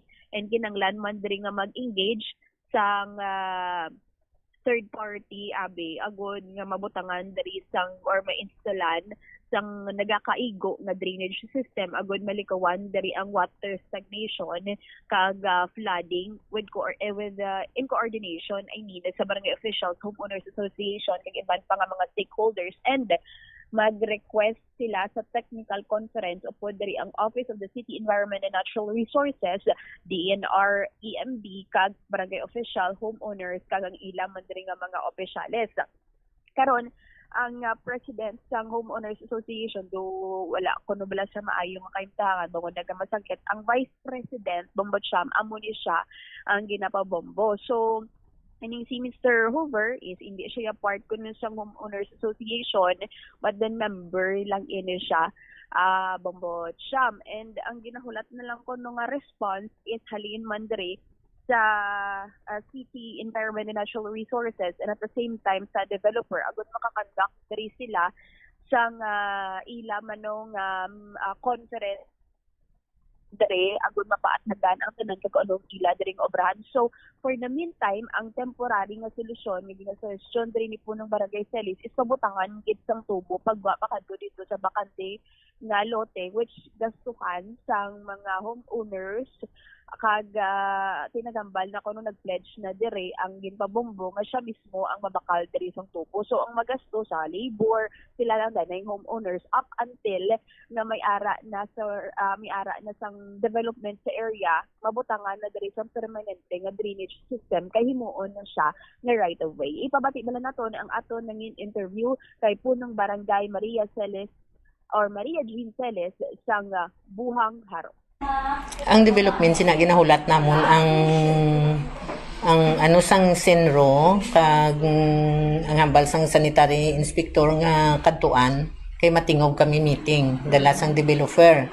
So amo na subong na hulat-hulat ko kahapon nagkita ay kami sang taga City Health nga kun mangkot siya kun ano na ang letter. Siling ko tindi blamam kamo naghatag sang kamo hambal nyo sa liter kamo ang mapadala sa senro kag sa DNR sang letter. So ginahulat namon kag amo na magpatawag kami sa mga pumuluyo dito sa makadto kami dito sa pumuluyo sang Lauria kag mag-meeting kita ulupod sang mga developer kay ma-invite man kami sang developer tapos sang Sinro kag DNR. Oo. Pero ano kap ang temporary nga solusyon? Amo na tani kay nag-request ako sang palimpyuhan dito nga para nga maghawan kag pabutangan tani namon kay nagmuno man siya nga kapon magsugot sila pabutangan ta tubo. Temporary lang. Up until nga may mag-develop. Oo. Sila ang sabat sa akon, pagtawag nila sa akon kay may importante mo ko to diri nga bisita mo. So taga naman po taga city engineer. So ang hambal nila sa akon hindi sa magsugot. Hindi man magsugot si Mr. Huber nga limpyuhan dito kay gipadalan ko man og limpyo. Hindi man sa magsugot nga limpyuhan sang last December. January. Hindi, sang December pa. December to mo. Di karon nagpalimpyo, hindi sila magsugot nga limpyuhan kay tani dala na lang tukot-kot balasang nga paagyon ang tubo. Hindi saya magsugot. So amo nang hambal sa ako nagtawag ko sa iya nga sir nang bululigay na lang bala kamo da sir kay simpre kamo man dagyapon ang magamit sang dalan. Hindi saya magsugot kay sila nga hindi kap isiptihon ko ang akon diri nga atubang kay parang maglimpyo man niya sa amon. So ang sabat niya sa akon siling niya amo na tampukan niya. So karon kung tampukan mo na siling ko sir, paano ang tubi diin tapag yun kay hindi ka magpasugot. Paano na karon? Ti ang sabat niya, bala sila daya kay wala nang ako niya siptihon ko man akon diya nga atubang na maglimpyo. Ti karon ang sabat ko naman sa iya, siling ko ti sir, dra ka mangyapon maagi sir. Dra mangyapon maagi ang imo sa lakyan, kabataan mo maagi man dagyapon. So ano abi siling ko kun dalon mo na lang sa pagtampok. Manamal ko siya. So, ti amo nang sabat siya mangyapon sa akon. Ti ang sabat ko wala na ko mahimo sir. Kay kada paninyo sa amon ginaksyonan man namon. So ti amo mangyapon wala mangyapon kamo da sang katapusan nga reklamo kag ginakadtuan man namon, ginapakadtuan man namon sang city. So wala magyapon. So amo na lang na imuon ko sir, dito na lang kuya maano sa babaw.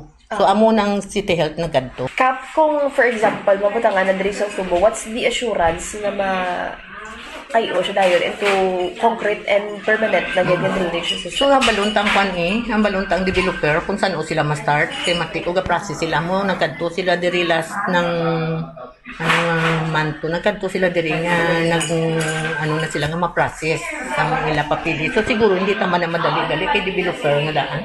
Hindi ta man madali-dali din sige da makatapos sila.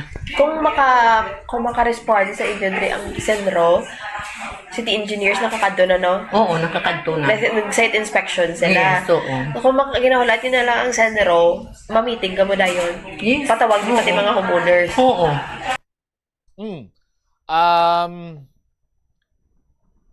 Natistingan ni Kap nga istoryahon ang ginapabumbo ang nagkos sang pagdanaw nga just like sa pag-ayo ni Kap nga kon mahimo ti mangin responsable sa hindi iya pagpagwaon ang tubig sa dalan kay ti hindi naman kabahin sang iya propiedad inang dalan mo natilawan or natistingan ni Kap nga ang ginareklamo rong ginpabombo amo man ang istoryahon na bombo pao?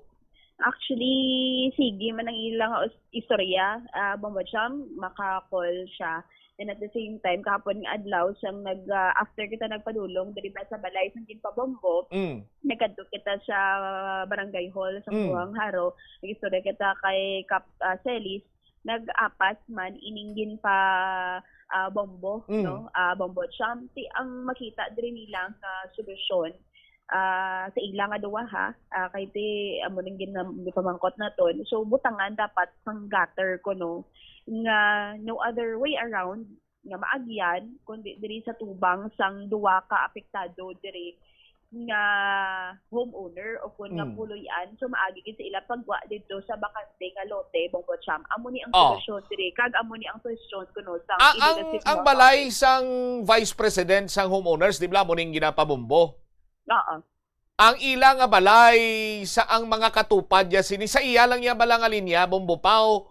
May mga ano man to, may mga tawag siya may nagagwa man to nga mga wastewater sa ila. Kay actually Bongbong Cham sila na ni ang pinaka sa ubos na di bala. Mm. So tabok balay niya ni si Mr. Pepe and kumbaga balay nila ga tubangay sa duwa nga apektado tapos sunod dara pababaw pasaka isang iya naka vice president gagin pa bombo kag sa sunod dira is ang president Bongbong Cham. Kay una bes kung mambal naton abi sa paron man niya pareho pa kami pilido gali niyo. Kung sa paron man yan Mr. Ruber ang iya nga atubangan iya niya diretso. No? Ang punto sinadira pangitaon ta kung sino ang nagatuga sang huol. So, ang nagatuga sang huol, amo ining puloy-an sang Vice President sang Homeowners Association sang Lauria Subdivision. So, therefore, siya iya ang papangitaon tasang nagakaigo sini iya nga solusyon no? Kung ako kurang iban man dira nga homeowners, ti mapangduwa-duwa or hindi man ako magsugot nga ang iya wastewater maagi iya sa tubang sang balay ko. No, hindi ginaya pwede. No? So kung buot, sikap, kung hindi iya magpasugot to ang isa abi, diri naman siya liso sa ginareklamo ma'am or sir, hindi to mas sila magpasugot kay hindi sila gusto nga ang imo nga wastewater maagi sa ila og saran. So, ikaw ang pangita sa nagakaigo sini iya nga solusyon. Gin-try ina ni punong barangay Celes.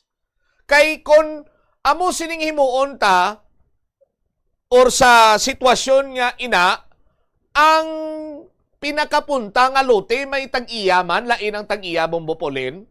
Oo, lain ko na Bongbong Cham. Ti masugot sila nga dito maagwasa ang wastewater?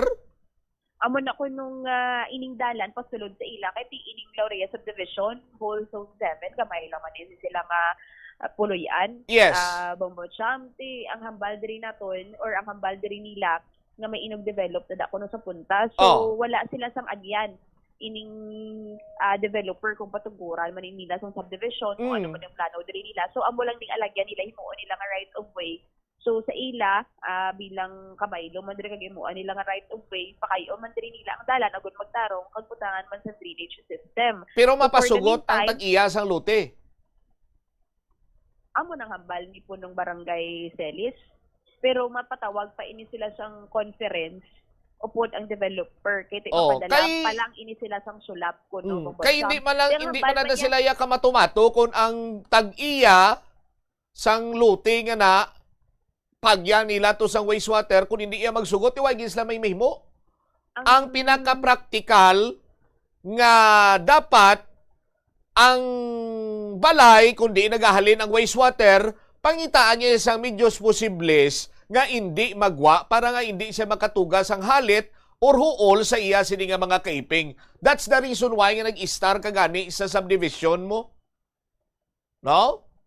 Kay gusto mo peaceful, hamalon ta lang neighbor mo ay alabot si mo, bala ka mo na kung mag-inanok mo da. Di karon istar ka ni subdivision, labawan gyapon hakloon mo. Ito hindi naman insakto, Bombopolin. Ang allegation man diri sang nagapabombo diri sa aton Bongbong Cham hindi man ko na magpasugot ang developer. Deng hambal diri ako no ni punong barangay Celis kag sangin pabombo diri Bongbong Cham ngati okay man ko no i-develop man. So permanently butangan lang diri ko no sang tubo upon recommendation dire sa Iloilo City Health Office. Pero mas maayo gani ang balaton lang dire kay apo ng Barangay Celis nga di mapadali kung tani hopefully dire ang sa Senro nga makaistoryahanay ini sila upo diri ang developer, ang homeowners association, ang mga tag-iya diri sa balay. Agon niya sila na lang mismo ang mag-istoryahanay kag kung anong pinaka mas maayo diri nga plano nga hindi mag-irinaway sila dito. Yes. Amo lang punto naton nga sa mga problema diri o kung ano nga mga concern sa ginadala naton diri sa pagpabumbo, that is why magtimbang nga bahin ang aton sini nga ginakuha. Hindi iya ang aton sini nga purpose ipasampukon ta sila or paawayon ta sila. Ang pinaka-practical sini iya nga solusyon amo ning ginapangita naton. So kung may mga kasubong sini, may mga diferensya sa pinakadali kag pinakahapos kita, and sa nakita naton Bombo Pao, no? Why na sang iban nga pinaka-practical kag pinakahapos nga wala kanaya sa mahatagan pa o matugahan sang huol dira, no? Mismo inang balay sang Vice President sang Lauria Subdivision Homeowners Association, pakutkot siya dai nga dira madirikta ang wastewater niya. End of the story. No? Kay nakita naton ang plasada kahapon Bombo Champ, mali sa sulod di ba sang balay sang yun pa Bombo, may gripo na da sila. So dara sila kapanghugas. Pagwa na ini, may buho ang ilang nga pader, dara gagwa ang tubig Bombo Champ. Hindi man niya ako no silinggid nga may saturate man sila nga septic tank dito na nagagwa kaga mas maayo kuno kung tani nga madayday ang tubig pagwa dito. Nambal mangkot naton diri gani sikap wala man siya kuno naga-take sides kuno Bombo Champ kay di man ako niya pwede sa iya. Ano kamagin? Wala siya kuno naga-take sides. Sino? Si punong Barangay Celis. Nga awal siya ga-take time out? Take sides. Take sides! Engineer, bakal takuton bad siro na. Remind mo ko. Anyway, Bombo Pauline, gindangop naman naton ini sa kay Neil Ravena, and sa matter of fact, may mga dokumento man nga ginapakita nga nagkanto na to gani kuno ang taga-sanitation. Pero may problema pagid kay Pebrero, Jess pa nagkantong taga-sanitation, kagapon lang yan nakabalong nagpabumbo, or ang concern nga may amo na nigali nga lihok. Anyway, lapaw nagkikita sa latin, sugpunan naton ini. Thank you so much sa Bombo Pao. So dugang information kay development sa siniman nga gipamumbo sa aton Bombo Champ.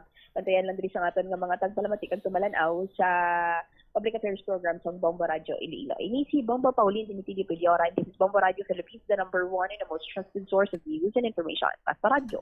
Bombo. Salamat gid Bombo Pauline Piliora. No? Madamo na sang mga sinagulano na ining natabo dira. Pero sa aton sini nga mga kabombo, no, kung mag-agree ka mo upod sa akon abi, una nga daan, may violation ani kay hindi kidya pwede nga ang imo sini nga wastewater or kung ano man ang dira halin sa sulod sa imo panimalay, pagwaon mo or ipagwasan nimo sa alagyan sang kadamaan, no? Or common road abi sa aton sini nga mga kasimanwa. Ti una na dira siya na iya nga issue is sanitation issue. Risgo sa pag-angkon sa nakalain-lain sini nga balatian. No? Sa aton sini nga mga kauturan. Ti kun sikap naghambal man nga way siya sang gina take side sa aton sini nga mga kabumbo, ti kami diri sa bumbo, that is why nga nagkanto kami dira. Ginakwa namon ang nagpabombo, gindangop namon sa or ginkantuan ang ginapabombo, of which among Vice President sang homeowners kang nagkanto kami kay Kap, kay si Vice hindi man niya magpa-interview, no? Hindi man gani gusto nga i-mentionar ang iya sini nga pangalan, no? So itsindihan nga iya sa nga Bombo Radio sa aton sini nga mga kasimanwa, no? Ang himuon sini naton, paita naton sa nagakaigo sini nga solusyon sa aton sini karon iya nga mga kabombo. Pero may mga balasihan kita diri. Now, sandig sa Civil Code of the Philippines Article 694 to 695, no? ining nuisance, no? Ining makahatag sang makaanoy, no, or maka-endanger sa ikaayong lawas sang neighbor sa aton sini nga mga kabumbo, no? Pwede mo ni masukot gali isang damages sa aton sini nga mga kasimanwa, no? Sa Civil Code Article 682, ang land ginasubject sa easement prohibiting the owner from causing nuisance through wastewater, no? Kag sa Republic Act 9275 Clean Water Act, ginaprohibit diri ang pagpaagwasa or pag-discharge sang untreated sewage. No? Ang mga violator sarang iyang mamultahan sang 200,000 pesos kada adlaw ukon sarang ini siya nga mapriso. No? Sa aton sini nga mga kasimanwa. Sanding naman sa Republic Act 9003 ukon Ecological Solid Waste Management, cover niya sini ang illegal dumping of waste on private property. Sa aton sini mga kulturan, okay na winner ta? Okay na lang Tita Reg? Okay, sige. No? Kadamo pa kita sa mga balasihan diri sa aton sini nga mga kulturan nga pwede gid kung hindi gid dia madala sa istoryahan ay sa barangay, di pwede mapasaka-saka sang tagpabumbo, no? Kag maghimo man sa nagakigo iyang legal nga tikang. Pero ti kabay-bay ni nata magkadto dira, mahusayan malang ni mas labing maayo gid. Okay? So lapaw na kita sa Latin, do lapaw-lapaw na gid pulo pasensya gid Tita Redsha. Sa aton sini nga mga kabombo, standby na kamo sa kapon lamang program. Kaupo naman sa kay Tita Regine. Isimomot siya Mablanco Vergabilin sa imo sa mananay nga hapon. May God bless us all. This is Bombo Radio Philippines, the #1 and most trusted source of news and information. Basta Radio Bombo! Naga-subscribe alay ikaw sa mga serbisyo nga wala mo man ginagamit. Halimbawa, ang balayran mo na wala para nga makalantaw ikaw sang movies. Pero sa tuod lang, wala naman ikaw tiyempo nga maglantaw sini. Hapos lang lipatan ang bulanan nga mga subscription sa streaming services kag mobile apps. Kag wala ka lang nakadipara, ma-charge na ini sa imo nga bank account bisan nga wala mo man regular nga ginagamit. I-review gid ang imo nga ginagastuhan sa mga charges kaangay sini. Kag ikonsiderar man ang pagkanselar sa mga hindi kinahanglanon nga mga subscriptions agod nga mas magamit mo ang imo kwarta sa mas kinahanglanon nga mga butang. Ini nga pahanumdom ang ginadulong sa imo sang the #1 and most trusted radio network in the country, Bombo Radio Philippines. Basta Radio Bombo! Yari ang mga simple nga paagi agod makakinot sang tubig. Magpamunyag lang sang tanom kon ginakinahanglan kag nagakadapat. Magtala na sang adlaw kag oras ang pagpamunyag sa mga tanom kag sundon ini. Bunyagan sa makaisa lang ang mga tanom sa sinang adlaw. Antes maglas 9 sa aga ang mas nagakabagay nga oras sa pagpamunyag agod nga mas makapanalupsop ini sa mga gamot kag mangin available sa bilog nga adlaw. Nagasala ka bala sa imo nga tulunan kag daw hindi ka makahibalo kung ano ang imo nga unahon? Kung magtuon ikaw, siguraduhang anay nga nakakaon ikaw sang maayo, agud nga maka-function ang imo nga utok. Kung gusto mo ang snacks, siguraduhan man nga na-preparar na ini antes pa man ang imo study time. Bangod basi, mawili ikaw sa pagkuti sang imo nga pagkaon kag ma-distract ikaw sa imo nga tulunan. Siguraduhan man nga tapos na ang imo nga olobrahon sa sulod sang balay para nga makalikaw sa interruption kag para sigurado naman nga maka-relax ikaw kung matapos mo na ang pag-review. Ini nga pahanumdom ang ginadulong sa imo sang the #1 and most trusted radio network in the country, Bombo Radio Philippines. Basta Radio Bombo! Kabombo, yari ang pwede mo himuon agud makakinot kita sa paggamit sang enerhiya. Kabombo, may salakyan ka bala kag luyag mo nga makakinot sa imo konsumo sa gatong? Siguraduha nga husto ang hangin sang imo goma o kung tire pressure.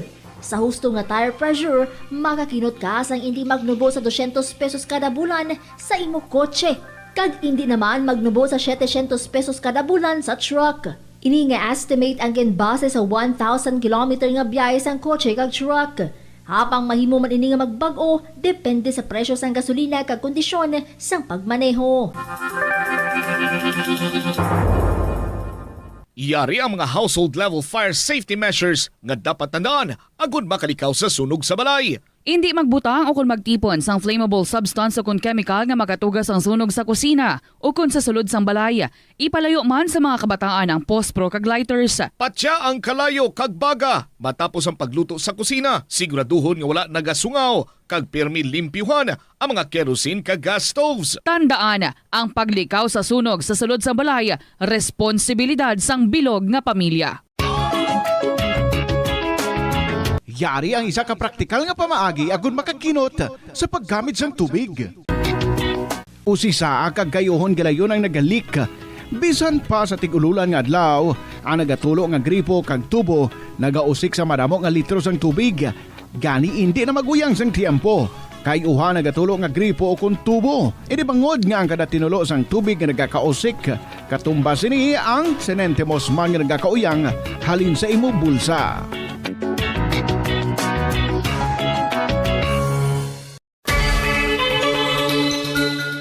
Bombo, yari ang isa ka energy saving tip nga dapat mahibaluan mo. Buksan ang mga bintana, puwertahan, kag kortina sa aga tubtubabon agud makasulod ang natural nga kasanag kag preska nga hangin sa sulod sang balay. Kung masanag ang sulod sang balay, hindi na kinahanglan nga maggamit sang suga sa adlaw kag mabuhinan man ang paggamit sa electric fan o kon aircon. Dako nga bulig man ang maayong air circulation sa pagpabugnaw sa balay, ilabi na sa mainit nga klima subong sa Pilipinas. Ang kalibutan ginakabugusan sang 71% sang tubig o kun kadagatan. Kag ang kadagatan nagabulig sa pagtugas ng tubig nga aton mainom kag hangin nga aton ginahaklo.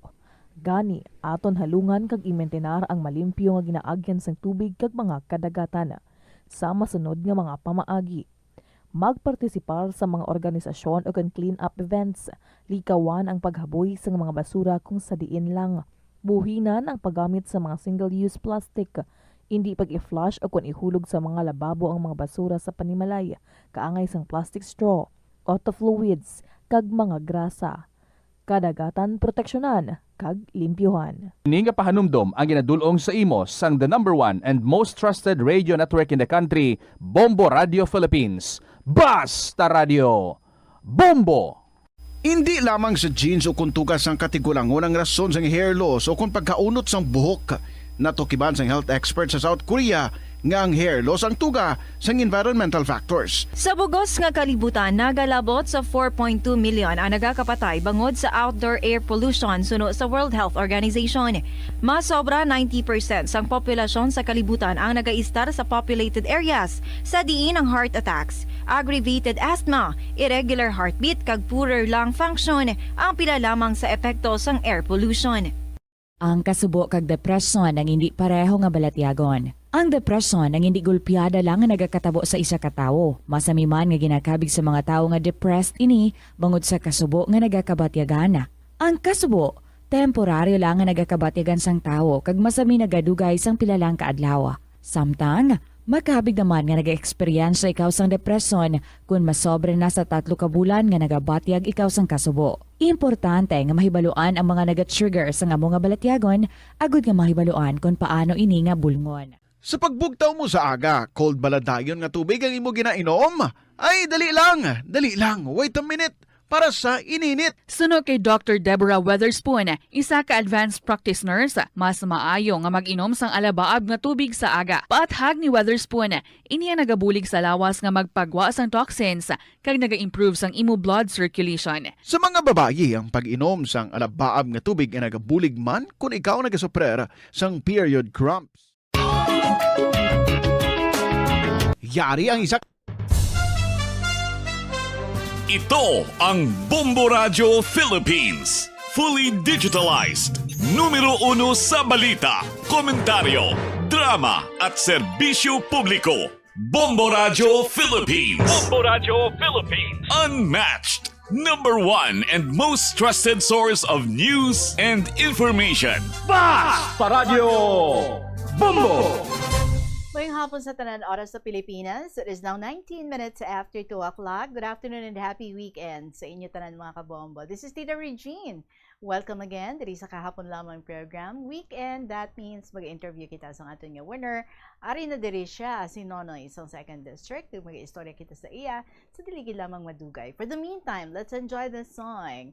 And after that, diretso kita sa pag-interview sa kay Nonoy sa 2nd District. Here's Regine Talk with the song Mahal Ka ng Mahal Ko. Welcome sa KLP.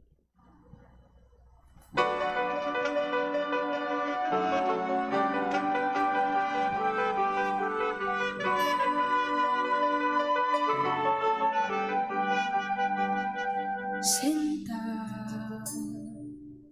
kumusta ka na? Matagal na rin tayong tinagkikita. Sinta, ba't ka nawala? Nawala bigla na parang ulan.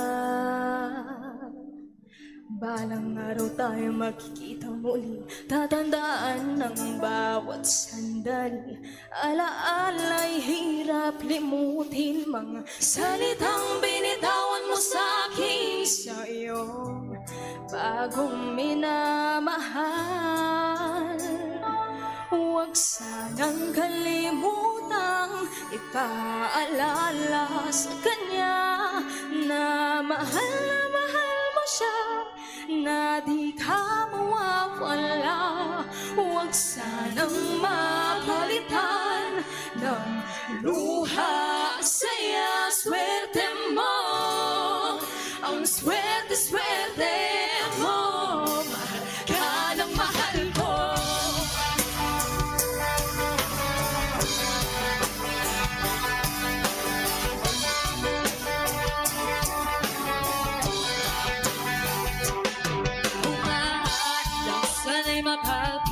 Ng isa pang pagkakataon, isang segundo, isang minuto, isang segundo, isang minuto.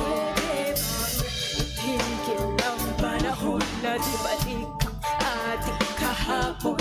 Alaala'y hirap limutin. Mga salitang binitawan mo sa'kin sa'yo bagong minamahal. Huwag sanang kalimutang ipaalala sa kanya na mahal mo siya, na di ka mawawala. Huwag sanang mapalitan ng luha, saya, swerte mo. Ang swerte mo, mahal ka ng mahal ko.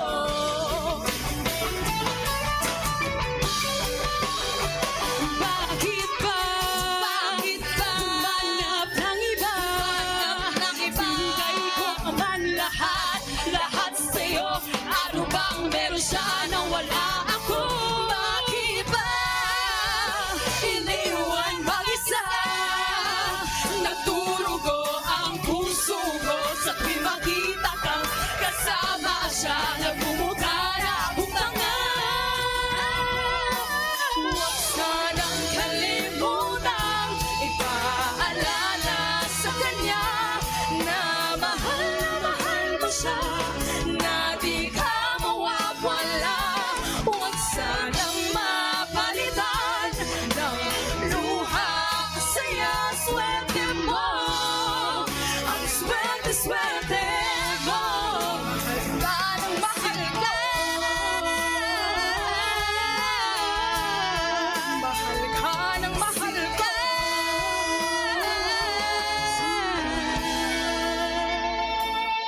Sa'yo bagong minamahal.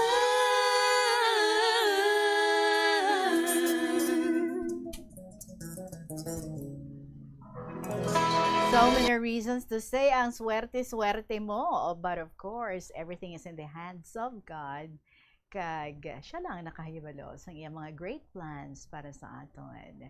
Sometimes you're up, sometimes you're down. 24 minutes after 2 o'clock, kag-ari na kita sa pag-interview sa aton yung winner.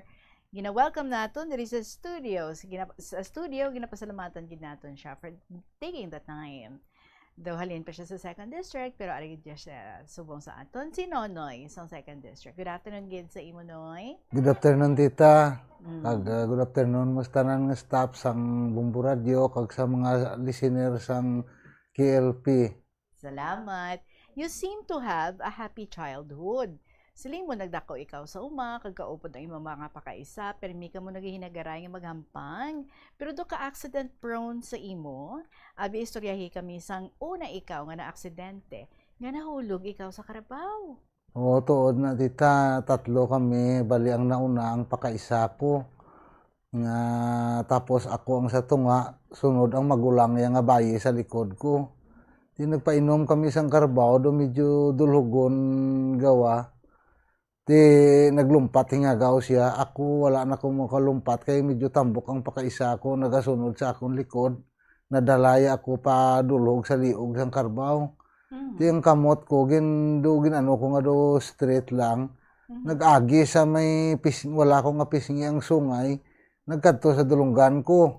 Mayo wala makasintro ang sungay sa mata ko kung bulag na tani. Din ikaw, gindala ikaw sa hospital?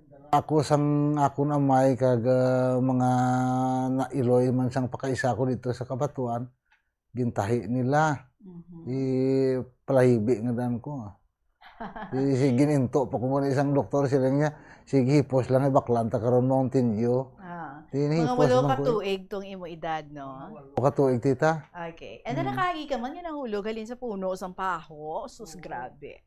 Oo, kung nga kamot ang nakatupa sa may tuod lang nga tinapsan sang kahoy. Ang mga nabali ni ang tuo ko nga kamot. Until now, amo pa na ang effect sang tuo mo nga kamot? Amo ni ang do nagdako lang sa juwent niya nga ni. I see, okay. And then, sang 18 years old ka na, kag nagtrabaho ikaw sa isa ka construction, no? Bilang laborer, na aksidente ka naman, nahulog ka naman, anong natabo? Oo, dira sa may Mirasol Mandurriao, dira sa tupad sang ni Goria, bala. Di isa wala na makadto sa Mandurriao. Nagsaka ako sa 2nd floor. Pero antes ako magsaka, ang nakapile nga hollow block sa dalom, ginkuha ko kag ginpabinit, kag ginbutangan sang hagdan kag magsaka galing ang isa ka panday, ginsibit ya lang ang tambala nga mapatungan pasaka sa 2nd floor. Ti ato na ako sa matakod sang kabilya sa 2nd floor. Ang motor kapatong ko dito nahulog ako una gid ulo to tita. Ti amo to nga ang mga upod ko nga hingagaw magplanaog kag medyo basa ang duta. Ti do medyo ginuyatan nila ako sa hawak kag gabuton sa duta. Wala man kumano. Tapos may mga duha ka dangaw nga kabilya ang nalabayan sang tuo ko nga paa. Nagtiko lang ang kabilya, wala man maano ang paa ko. Wow, grabe. Kaluoy sang mahal nga Diyos tuod. Do ka miracle, no? Buenas ka gid, gusto gid na. As in, do walang effect, ha? And then 24 years old ka, nagpa-Manila ka naman, ka nagpasimpalad. So anong imo nang trabaho? Kag ano naman tong natabo sa imo? Balido ang F9 agency nga na, bali ang F nga na Feliciano apelyido na mo. Ang 9 nga na siyam iya anak sa puro subang gid na. Bao? Oo, sa Siaman Kabayi. Di ang obra namon dira sa Makati sa Pidman Street na mo sa atubang sang PCI Equitable Bank. Ang mga people sa dingding sang 3rd floor nga na, ginasprihan namon ina sang habon. Pero may compressor kami ginuyatan, do Armalite type bla. Pero sado ko maigo ang people nga lang alang kapit. Ya galasik mo. Ti ang do may scaffolding nga ginapatungan nga manaog ka dira para nga dira ka mapatong. Ang sala ko lang, nalipat ako magtakol sang seatbelt ko sa lubid. Oy. Amo to nga nagkabit ako sa beam, kumpiyansa ako, may dala ako lawas ko. Pagkabit ko sa beam sang tiris sang 3rd floor, may habon gali. Nakadanlog ang kamot ko, tiga palak-palak ako maghulog sa dalom.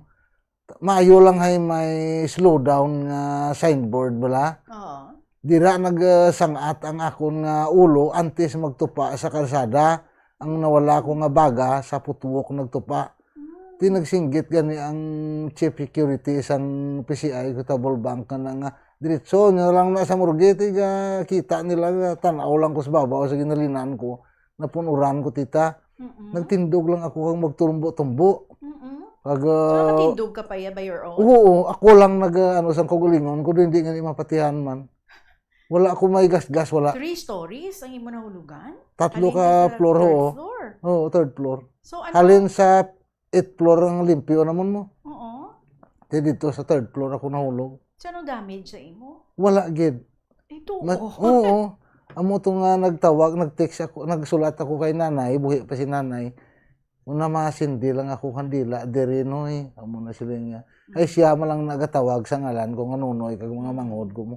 So, ginaanghilan, ikaw wala Oo. pirmi. Amo gani.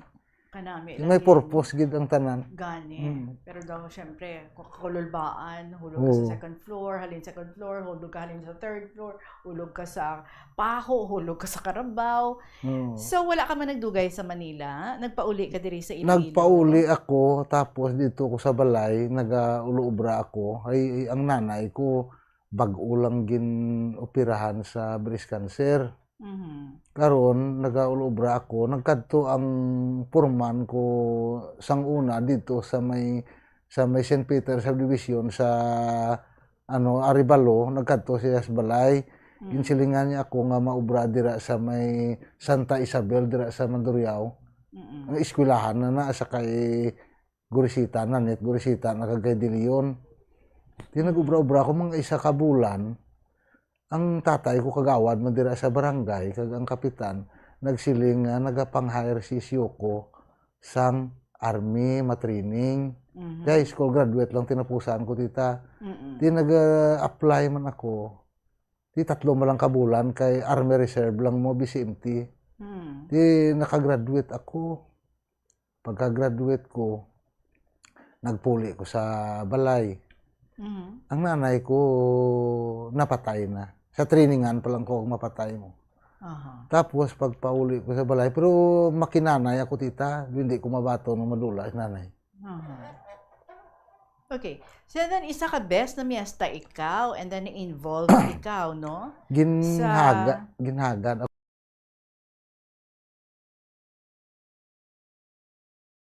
Kadtuan namon nga balay, bali paryente niya ang babayi. Akon ang lalaki, ang second cousin ko na.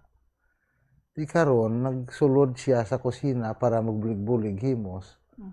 Ako dito ako sa may ilang tiris lang ay ang classmate ko nagkita ay kami ang classmate ko sa high school. Inablos ko pa, tapos classmate ko pa. Tiyoy, kamusta mo na sila niya? Kung ko okay man Di karon ang isa ko kapakaisa nagapungko dira. Excuse me. Nagapungko dira sa may tiris nga na nag-abot ang pakaduha namon, ang bata sang pakaduha namon balay hinablos namon. Nag-abot do medyo bulag ang isaya ka mata. Pero lahog-lahog lang, do lango-lango lang iya. Siling siyang pakaisa ko baw-ari naman ng bulag. Bulagon mo ang isaya ka mata niya siguro maayo ay para hindi siya kakadto diri. Di karon nang hinablos ang isa nga na ara ga pungko. Siling niya ikaw ko tama gid si imo ka ka isog. Amo na balay ti apinan niya man tiyo ya mo. Di kung hindi ka mo gintambagan ko sila siling ko. Hindi ka mo mag-away, mauya ta sa tagbalay. Amo na siling ko bi. Gulpi lang ti may ulot kami isa, gulpi lang gingawad ako kag ginsumbag sa lubot bla. Ti gintanaw ko siya siling ko sumbag mo ka. Gulpi lang nagsiling siya. Ti matisting ka nag-uyat sa sawak niya. Ti ako hay kung sang una gid man tita, akuon ko man do gahalog man dilargo ko kun wala ako taklos ng armas. So nagataklos ka armas. Nagataklos ko baskin madakpan ako sang pulis. Lisensyado na? Wala, hindi lisensyado Ti amo to nga nag-uyat sa sang hawak ya, nag-uyat mo ko kag magtumbo dira sa una. Kag magud sa dalahonos kag itiro na lang siya. So patay siya diretso. Patay gid siya on the spot. Patay siya. Pagkatabo sadto, nalagyo ako, nagkadto ko sa Negro sa Carlota sa tiyo ko mga balimangod ni nanay. Nagtiner ko dito 5 ka tuig. So nangin wanted ikaw. Wanted ako bali 8 ka tuig. Hay nang asawa pa ko wanted na ko mo. Oo. Ngaway ka nagsungka.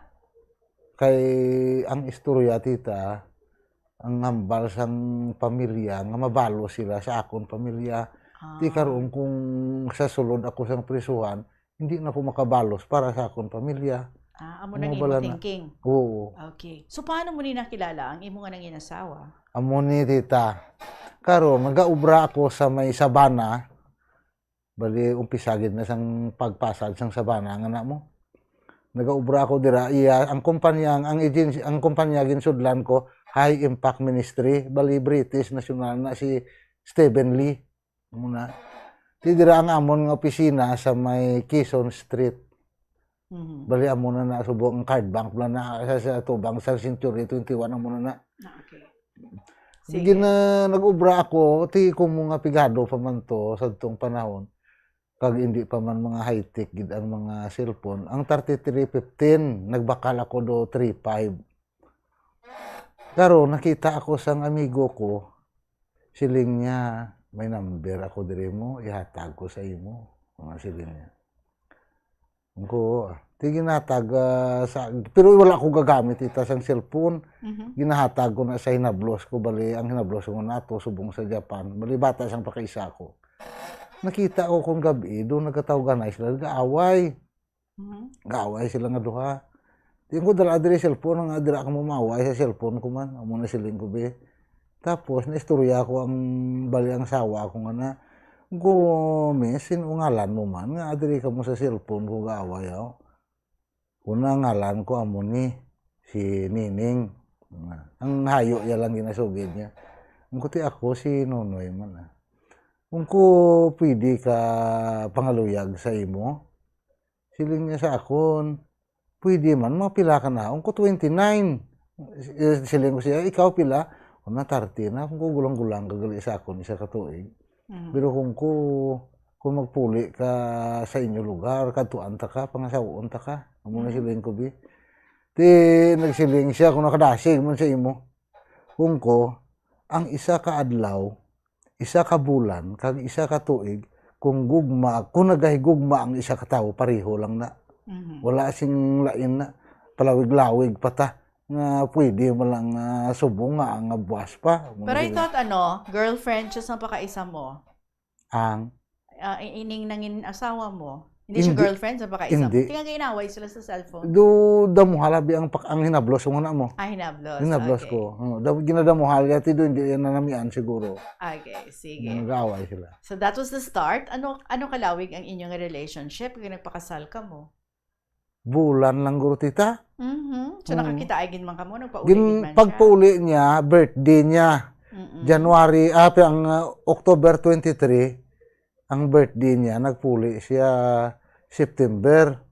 Nagatawag-tawag pa ko siya to. Nahambal ko na rin ako diri sa Sibalom. Ko katuan ta ka, diyan ta makita ko na sa San Jose. Kaya dira ang proper yagid mo. Tiyan mo itong Antike gali siya? Oo, Sibalom, Antike. Okay. And so, bisan wanted ka, kasal ikaw sa Hall of Justice, paano nga wala ikaw nadakpan? Sabdon mo ako nga pamangkot sa pagpanawag-balik, mga kabombo. Sa KLP, kaupod din niya si Tita Regine, kagang aton din nga winner, si Nonoy, sa 2nd District. Sa paggamit sang tubig, kamo bala may mga hinuptanan nga mga ido? Kada san-o ninyo ini ginapaliguan? Ang maayo nga tip dira, paliguan ang inyo ido sa inyo kahilamunan o kung ugsaran nga may mga tanom ka nga isang Bermuda grass. Doble ang purpose ni. Ginapaliguan mo ang inyo ido, ginabunyagan pa ninyo ang mga tanom kag mga hilamon nga nagahatag duag kag katahom sa palibot. Trivia, ang Bermuda grass magluwas sa aesthetics, mayaraman ini sang environmental benefits kaangay isang paglikaw sa erosion.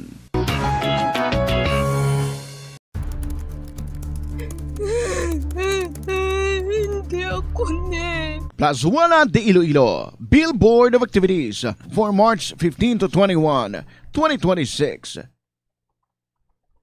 It's the return of your favorite oldie goldie songs this weekend. Kaupo ng retro band sa concert at the plaza. Mangininyo, umpisa alas 6 gabi sa Marso 21, Sabado.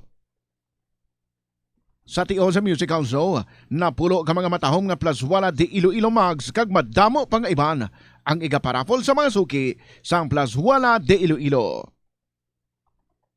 Sa March 22, Domingo, ginaagdang tanan nga mangin kabahin sa Eucharistic celebration nga pagkahiwaton sa latona sa among adlaw alas 11 sang aga.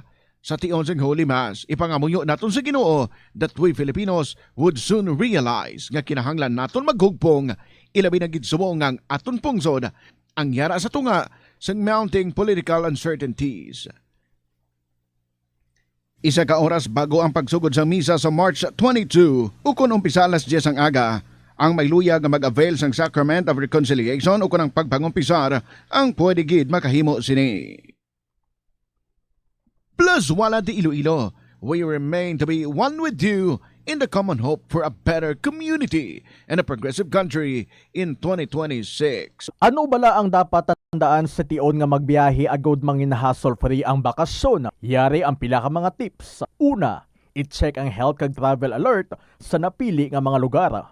Ikaduwa, magpili sang safe nga accommodation. Mag-research ka magbasa sa mga reviews sa napili nga lugar antes mag-book. Ikatatlo, siguraduho na nga may nagagana nga mobile phone ang tanan nga mga upod agod mangin mahapos ang komunikasyon sa tion nga madula ukon kinahanglan nga magbulagay sa dalan. Be prepared in case of emergencies. Siguraduho na nga may backup nga emergency plan nga may medical reimbursement sa tion nga may maospital bangod sa aksidente. Ini nga pahanumdom ang ginadulong sa imo sang the #1 and most trusted radio network in the country. Farmers Bazaar, your traditional public market with the touch of Plazuela Dos, ang isa ka lugar nga gintukod sa tion kag sa kasagsagan sa COVID-19 pandemic nga may tinutuyo nga maghatag sa imo sang safe marketing experience. Subong nga ang COVID-19 hindi na gid man dako nga pamahog kag nagapakadto na kita sa next normal. Rest assured nga ang Farmers Bazaar will further evolve agud yung magpadayon sa paghatag sa inyo sing satisfying marketing experience. The Farmers Bazaar. Sa lower level, tara na pahamtang ang fish, poultry kag meat section para naman sa inyo mga kinahanglanon nga prutas, utang kag iban pa, magbisita sa upper level pinaagi sa paggamit sa hagdanan ukon sa pagkadto direkta sa parking lot. The Farmers Bazaar, your traditional public market with the touch of Plazuela Dos. Yari ang isa ka praktikal nga pamaagi agud makakinot sa paggamit sang tubig. Ikaw ba lang nakatoka nga magtigang sa balay? Ginaula mo lang bala ang tubig nga ginagamit mo para sa pagkilis sa bugas? Tipuna bala ina kay mapuslan pa na sa iba? Balik kita, diri sa kahapon lamang program Balikan Taman si Nonoy sa 2nd District. So I was asking you kagina Noy nga, bisan wanted ka, ginkasal ikaw sa Hall of Justice. By the way, kabalo man ning imo nga wife, nga amo ning imo nga mga naagyan, and then ang background mo nga wanted ikaw. So, paano mo wala ka nadakpan? Oo, tita, isa wala. Sa antes ako mangluyag, siya ginsugid ko ng tanan. Para nga wala, hindi niya na ako pagbasulon. Tapos, ang lain nga branch ang kaso ko. Sa lain naman ako nga branch nagpakasal. Gusto ko nga mapakasalan siya. Iti, gadali man iya, ginikanan mo. Ay gindala ko siya diri sa Iloilo. Ang unang diri ko na lang siya ginpakasal. Diri kami nagpauli.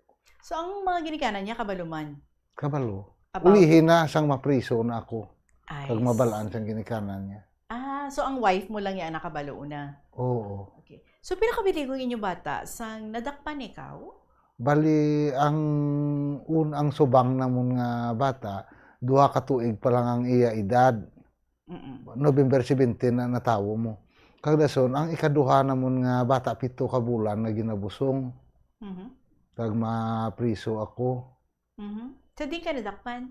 Dira man sa amon balay, sa tupad man balay sa nga ako namay. After pila ka tuig nga pagpanago-nago mo? Mga, kung isipon tanan, mga pulo gid. So, after 10 years, nga nangin wanted ikaw, amo kag nadakpan ikaw. Tapos, may 2 years old ka nga bata, tapos 7 months old nga gabusong, or 7 months nga nagabusong ang imo nga nga wife. Oo. So sang nadakpan ka na, ano natabo sa imo? Kag pila ka tuig ang imo sentensya? 8-14, dira sa na nga, 4 ka tuig priso ko. Dito sa Munti, duha. So, sa nagmunti Sablayan, ka, Gidya? duhaman. Oo. Aha. Sa And Sablayan, duhaman. So pila ta ka tuig? 8. 8 ka tuig. Oo. Paano nadugangan ang inyong nga bata? Kay December 25, may open dalaw na sa nanga. Di baskin isa ka semana, pwede ang asawa mo, basta ang nakasado ka mo, pwede ka sulod. Di dala niya ang duha namon ka bata, tapos di sakto gid siguro nga do na timingan mga fertile siya. Di nagbusong siya sa ikatatlo ng mga bata. September 31 na tawo mo. Okay. Oo. So may conjugal rights ka No, mo may dito. conjugal, oo. Okay. Paano ikaw nakalaya? Ang amigo ni tatay, classmate niya, bali gaobra sa Witness Protection Program. Ti bali pro Marines na daw nag-retired tapos nagsaylo sa DOJ. Ti nagpuli siya, nagkita sila ni tatay, nagpamangkot siya kay tatay ko na classmate. Ano ang mabulig ko kanimo? Ti pareho sinisubong, gulang na kita. Siling ni tatay, pwede isa lang ayon ko sa imo, buligi bata ko nga makaparol muna. So sa bulig niya, amo na nga parolado ikaw. Oo. Okay. Mga 5 ka tuig. 5 na katuig. Natapos na April 19, 2023 ako nagtapos. I see. Oo. So subong ano ikaw, anong status mo? Laya ka na gid. Laya na ko. I see. That's good. Nasa grasya sang Ginoo. Oo. And then, so nakalaya ka na, paano ikaw nakatrabaho liwat? Kag anong imo nangin obra? Sang na-aksidente ikaw sa motor? Ano tong natabo? Palihog istorya. Di isang pag-aksidente ko sa motor, ang asawa ko buhi pa, pagsipa siya. Siya ang nagaobra. Ti ang iya bulan, 3,000 ang sa panaderia siya gaobra. Ti kumayo man kung ano siya may COVID pa man to, hindi pa siya kapuli. Ti ang agot na mga bata, ginadala niya dito sa lubrahan niya. Ti ang mabilin, 2 ka bata ko sa akon, pero dito sa iya lola, nagatiner. Ako lang gapuli sa akon balay dito sa Antique. May balay ko nga ginpasa dito mo. Ti amo na kung kaysa maanuhan nila. Ti siminto pati el ko mo. Ti kung madumduman nila ko sa mga bata, o tulungan nila ako na kanon. Ti amo na pagkaon ko eh. Ti Paano ikaw na-aksidente sa motor? Ala City sa gabi, nakainom ako tita. Ginsilingan ako ni tatay, hindi ako magpuli sa Antique. Diri ako sa Iloilo halin.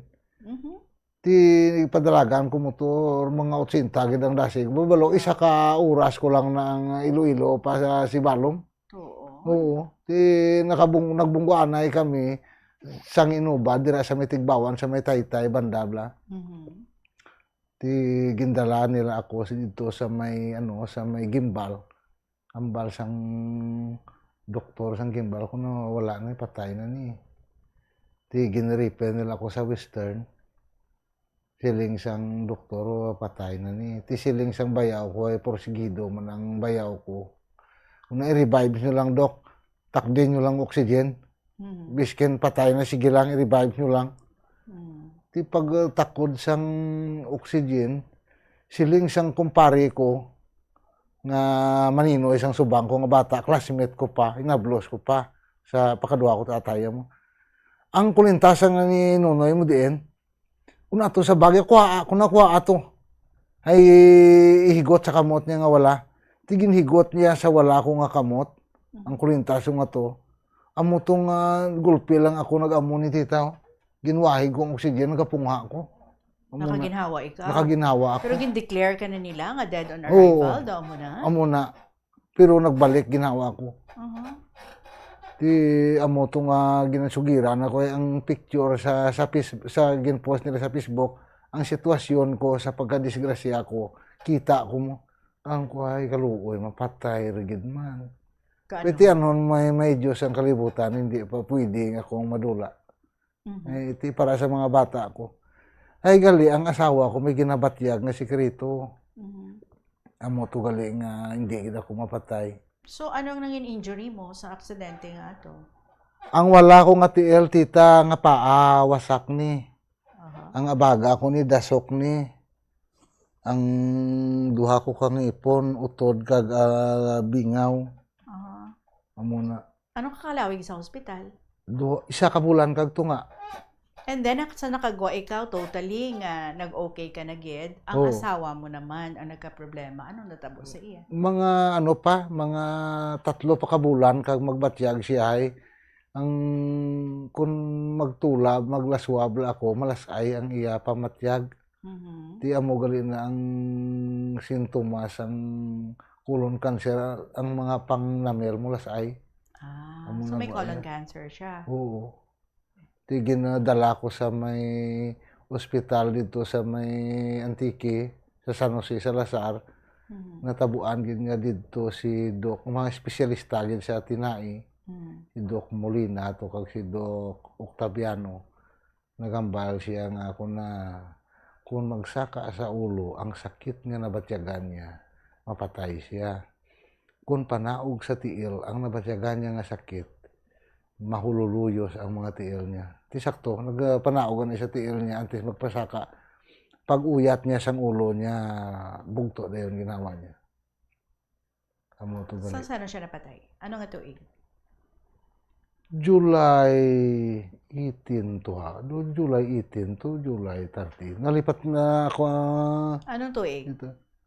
2023. So, 2 years ago. 3 years ago. 3 years ago na. Okay. So, ginbilinan niya ikaw, 3 ka mga kabataan, and then 3, puros mga babae. Oo. So, sino subong ang nag-atipan sa imong mga bata?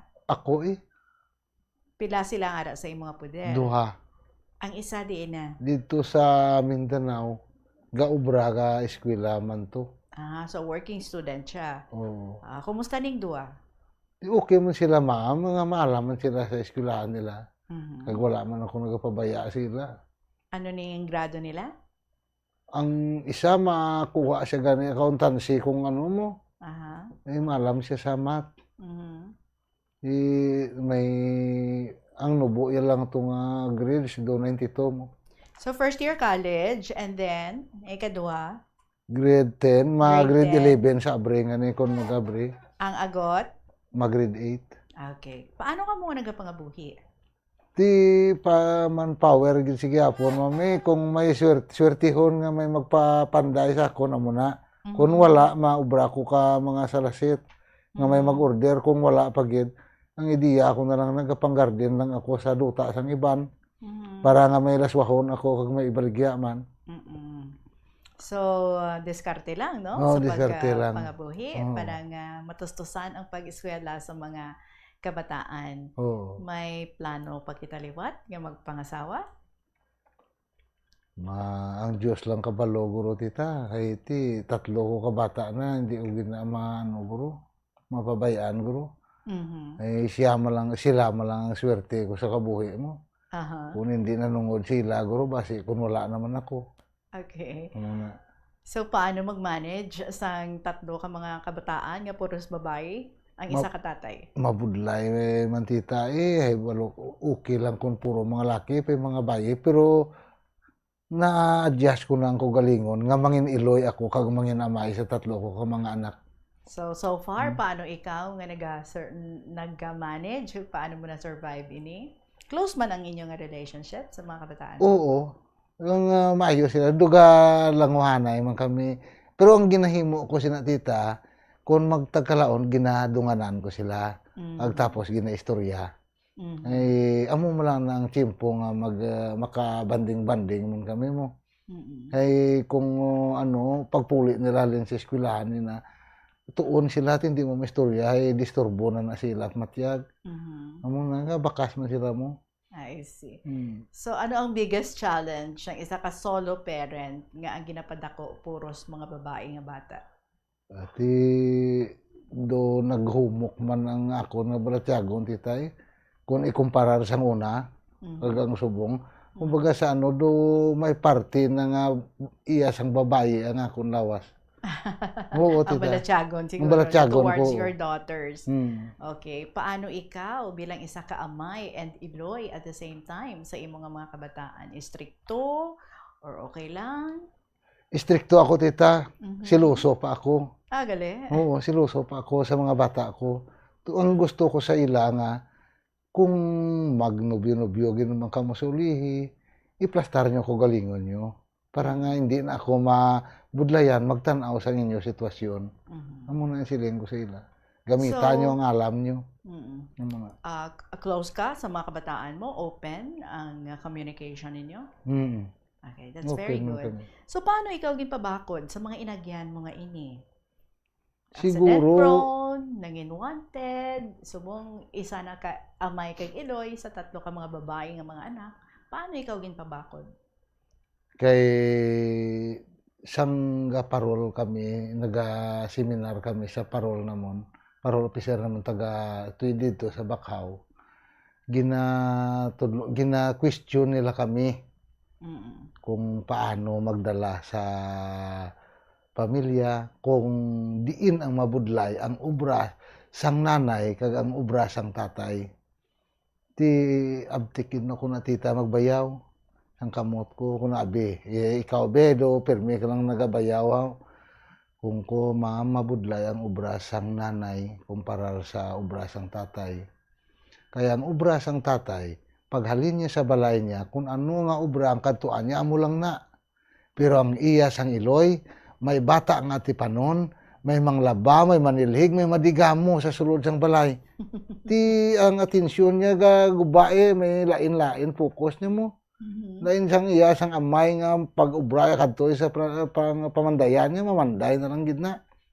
Wala ko ginapakanubo ang pareho kong lalaki, pero ang matuod amo gid na. Amo lang na inisiling ko, tita. So, mas you better understood then, no? Ang imo nga wife. Kag subong ginsudlan mo pa ang iya nga role nga amo sina. Oo. Paano mo na kaya? Ti tungod sang mga advice man sang kaingod ko, nga ginapayuhan man nila ako, kung paano ko man kontrolon ang kugalingon ko, kag kung paano ko man i-manage ang 3 ko ka mga bata, kay nagadalag ko na. Sang una, tita, kung makayasala-sala lang jutay sila sa ako, ginabakol ko na. Narawitan ko ti ang hambal sang ano ang DSWD, hindi mo pag-isakito ng bata mo ay kung may makakita nga pihak balay mo, kag ireklamo kanya sa DSWD, mapriso ka. Siling ang sabat ko, tita, diretso gid. Bugal ko nga mapriso ako nga nagadisiplina ako kabata ako. Sang sa mapriso ako nga pabaya ako sa kabataan ko. Amo lang nang hambal ko sila, tita. Wala ko maano sang ginatawag nga pamiriso nga na akong gadisiplina mo lang ako sa bata ako. Kay saon lang nasang tupad balay ko nga manugid sila sa DSWD. Nga anong nabalaan sa DSWD, maayo ko dira sa tupad mo nagapuloy ay kahisa lang na sang tawo. Kasi nakita nila, hindi ay grabe man ang imo pagpamakol sa mga kabataan mo, hindi man. May ano kung kaisa, tita, nga do hindi man ako makapugong man sa kugalingon. Pagay nulsol ko. Nagapangayo man ako, tita, sang sorry sa ila kon makasala ako sa ila. Kung nasilingan ko lang na sila nga mayo lang himuan nyo, pero kung kaisa lalaki ako, hindi ko man makokontrol ang ako nga pirsa nga makasakit ako sa inyo. Pero ginapangayuan ko na isang kapatawaran sa inyo. Nga bisan amay ako, bata lang kamo, pero wala siyang madula sa akon kung nagapakanubo man ako, kaginabaton ko ang sala ko. Ano na, nagapadayon pa ang pagpanakit mo until now? Wala na, tita, wala na. Okay. When was the last time Dalag na ko nasakit na mo sila. sila? Mga dalaga na sila. Okay. Sige. So, anong greatest lesson nga imo natun-an sa imo kabuhi? Mangin isa ka tatay, kag mangin isa ka nanay. Mabudlay ang mangin nanay. Ang mangin tatay, kadali lang. Ang mangin nanay, mabudlay, tita. Kaya ang responsibilidad ng tanan, makita mo sa sulod sang panimalay. Ang kinalain, gani nga, panugyan ko lang sa mga nagapamati. nga kung kamo may nanay pa palanggaan nyo gid ang iloy nyo ay siya gid na nagsakripisyo sang iya kabuhi para sa inyo. Okay. Take it from someone nga makananay. Maraming salamat sa imo Nonoy sa second district sa imo mga pagkadto diri kag pag-share sa amon sa imo nga matahong nga inagyan sa kabuhi. A father and a mother at the same time. Isa ka solo parent raising up 3 daughters. Salamat gid. May lagi ka nga tamyawon?